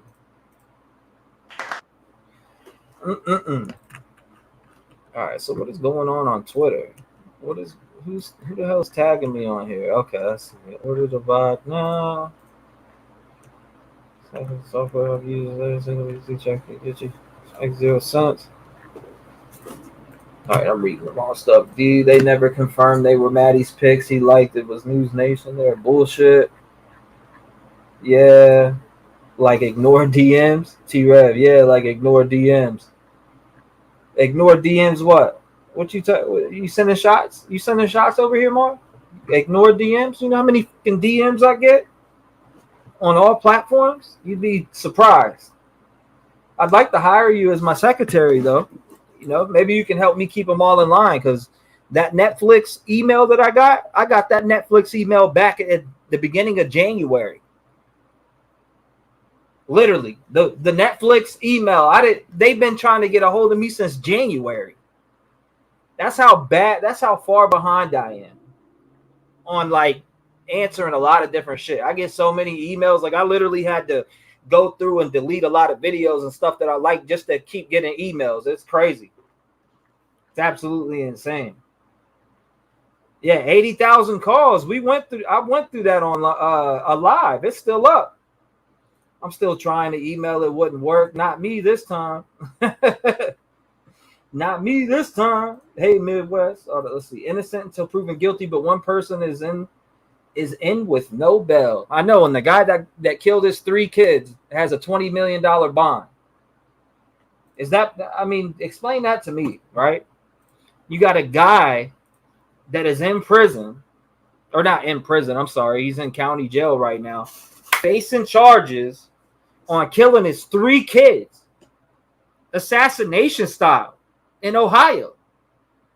If you haven't heard of that case, look it up. It's very insane. All right, this guy slaughtered his 3 kids right in his front yard, chased, I think, a 7-year-old down, and that's very insane to me. Anyways, we've been on for 3 hours and 20 minutes. I think I'm gonna rev my ass up out of here. I got some stuff to take care of. I actually do need to call my doctor, one of my doctors. Anyways, I live by the piece of shit. Make sure you email me, Paige. Shout out to everybody that was in here. I love you guys. Chief, shout out to Chief. Shout out to Doozy. Shout out to Sal. Shout out to Shani. My bad. Shani T. Don't kill me for that. Low 12. Steffi. Have Faith 365. I appreciate you coming by. He acted alone. I appreciate everybody that's came by and shown love. Again, I'm gonna run through these. Thank you guys for showing support to the channel. I really appreciate you guys day in, day out. I never take out my time to tell you guys how much I appreciate your support to the channel, the growth, and everything that we have done here. We have grown over a matter of time, and we're going to keep growing. Let me know. Email me things that you want me to cover, because we're going to cover different things, right? I also want more ideas on things you would like to see with the channel. I want to hear from you guys, the people that watch me do this. I mean, any ideas that you guys have or anything that you would like to see, send it to my email. I'm open to it. I want to have different topics of discussions, right? We want to cover a bunch of different things. We want to cover different trials. We want to cover different cases. I mean, there's tons of cases that I'm looking at. We're going to be on this Idaho 4 case until there is a decision made on whether he's guilty or not guilty. We're going to follow this one all the way through, no matter what. We're going to see it through. Just like we're going to see through Richard Allen and what he's going through. Richard Allen right now looked horrible in court, but allegedly he confessed to the murders. I've been following that case since day one. HLN, Nancy Grace, live TV, right? I mean, that's another case that I'm interested in. We got Jessica Chambers. Quentin Tellis got off on those murders, or on that murder with Jessica Chambers, burning her in the vehicle, right? But like I said, shout out to Midwest Girl, the other Aaron, Danielle, CKI, Kel, Lollipop, I appreciate you. DC, Just Low, Jeff in the building, I appreciate you. Haters gonna hate. Jeff again, Chuck, Jeff again, Just Low, CKI, I appreciate you guys' support, along with everybody that's in chat. Nancy, Angelic, Hollis, I love you. Tammy, I love you. Aaron, Mar, Angelia, hopefully I said that right. Angelia Danner, hopefully I'm saying that right. Maldi Mama, I love you to death. Steffi, same. Mama Callie, thank you guys. I appreciate you all so much. You guys, I just, I see the way that you guys ride for the Rev Gang family and show genuine support to me. And I can't tell you guys how much I really appreciate it. It means the world to me. And all my members that aren't in Discord, I would suggest you to join Discord, to come hang out with us, to watch true crime shows together, to talk. We get in voice chat, video chat over there. We have crime and case discussions in there. Make sure you join, come by, have a great time with us. When we're not on YouTube, we're definitely in there cutting it up. Recently, I haven't been in there as much. I've been going through some stuff as far as at home and with the doctors and just a little sickness I was dealing with my tooth and, a bunch of stuff like that. I slept 15 hours one day. But I appreciate everybody. I love you all, and I appreciate you. Don't think your support is being under or overlooked by me, because it never is. I see it all. And I want to say that I appreciate every single one of you. Make sure you guys smash that like button. If you're new and you're just hanging out and watching, make sure you subscribe.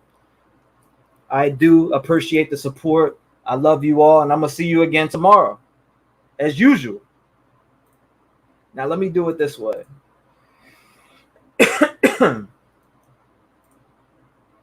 right. Love you guys. Thank you so much.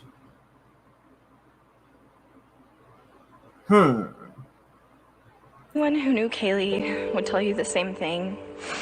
To know her was to love her. Her love for life and everyone in it was so inspiring. She made it a priority to make everyone feel so important and so loved. There was never a day that she didn't want to race her brother because she was just determined that girls were faster than boys, or that she didn't want to go bug her little sisters. Favorite memory for me was watching the game with her, and every time the Steelers scored, I'd pick her up and I'd hold her high in the air. I didn't really realize that I was in love with Maddie until the summer of 2020. We went to McCall and spent a lot of time on the water. We floated the river and just hung out every chance we got. They went to other countries together. Karen took them to Hawaii together. We took them to Mexico together. They went to college together. They went to high school together. They lived in their own apartment together. They were sisters. She was so positive and lighthearted and understood the gift of life more than anyone I know. I remember her getting so mad at me for caring about the little things that didn't matter. She would always tell me she wouldn't know what to do without me, and now I have to live this life without her. And she taught me a lot of stuff. She taught me how to be a dad. And I didn't know that until she was gone, you know? Santa, you will not be forgotten. You have impacted so many lives and have given people so much love. I hope I can make you proud and try to leave an impact on this world and on people like you did. He had such an infectious smile and a charismatic personality.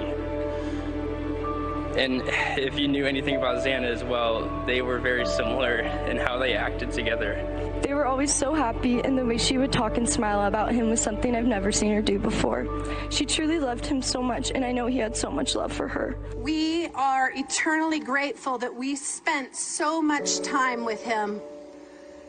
And I want to remind you that that's the most important message that we have for you and your families, is to make sure that you spend as much time as possible with those people, because time is precious and it's something you can't get back.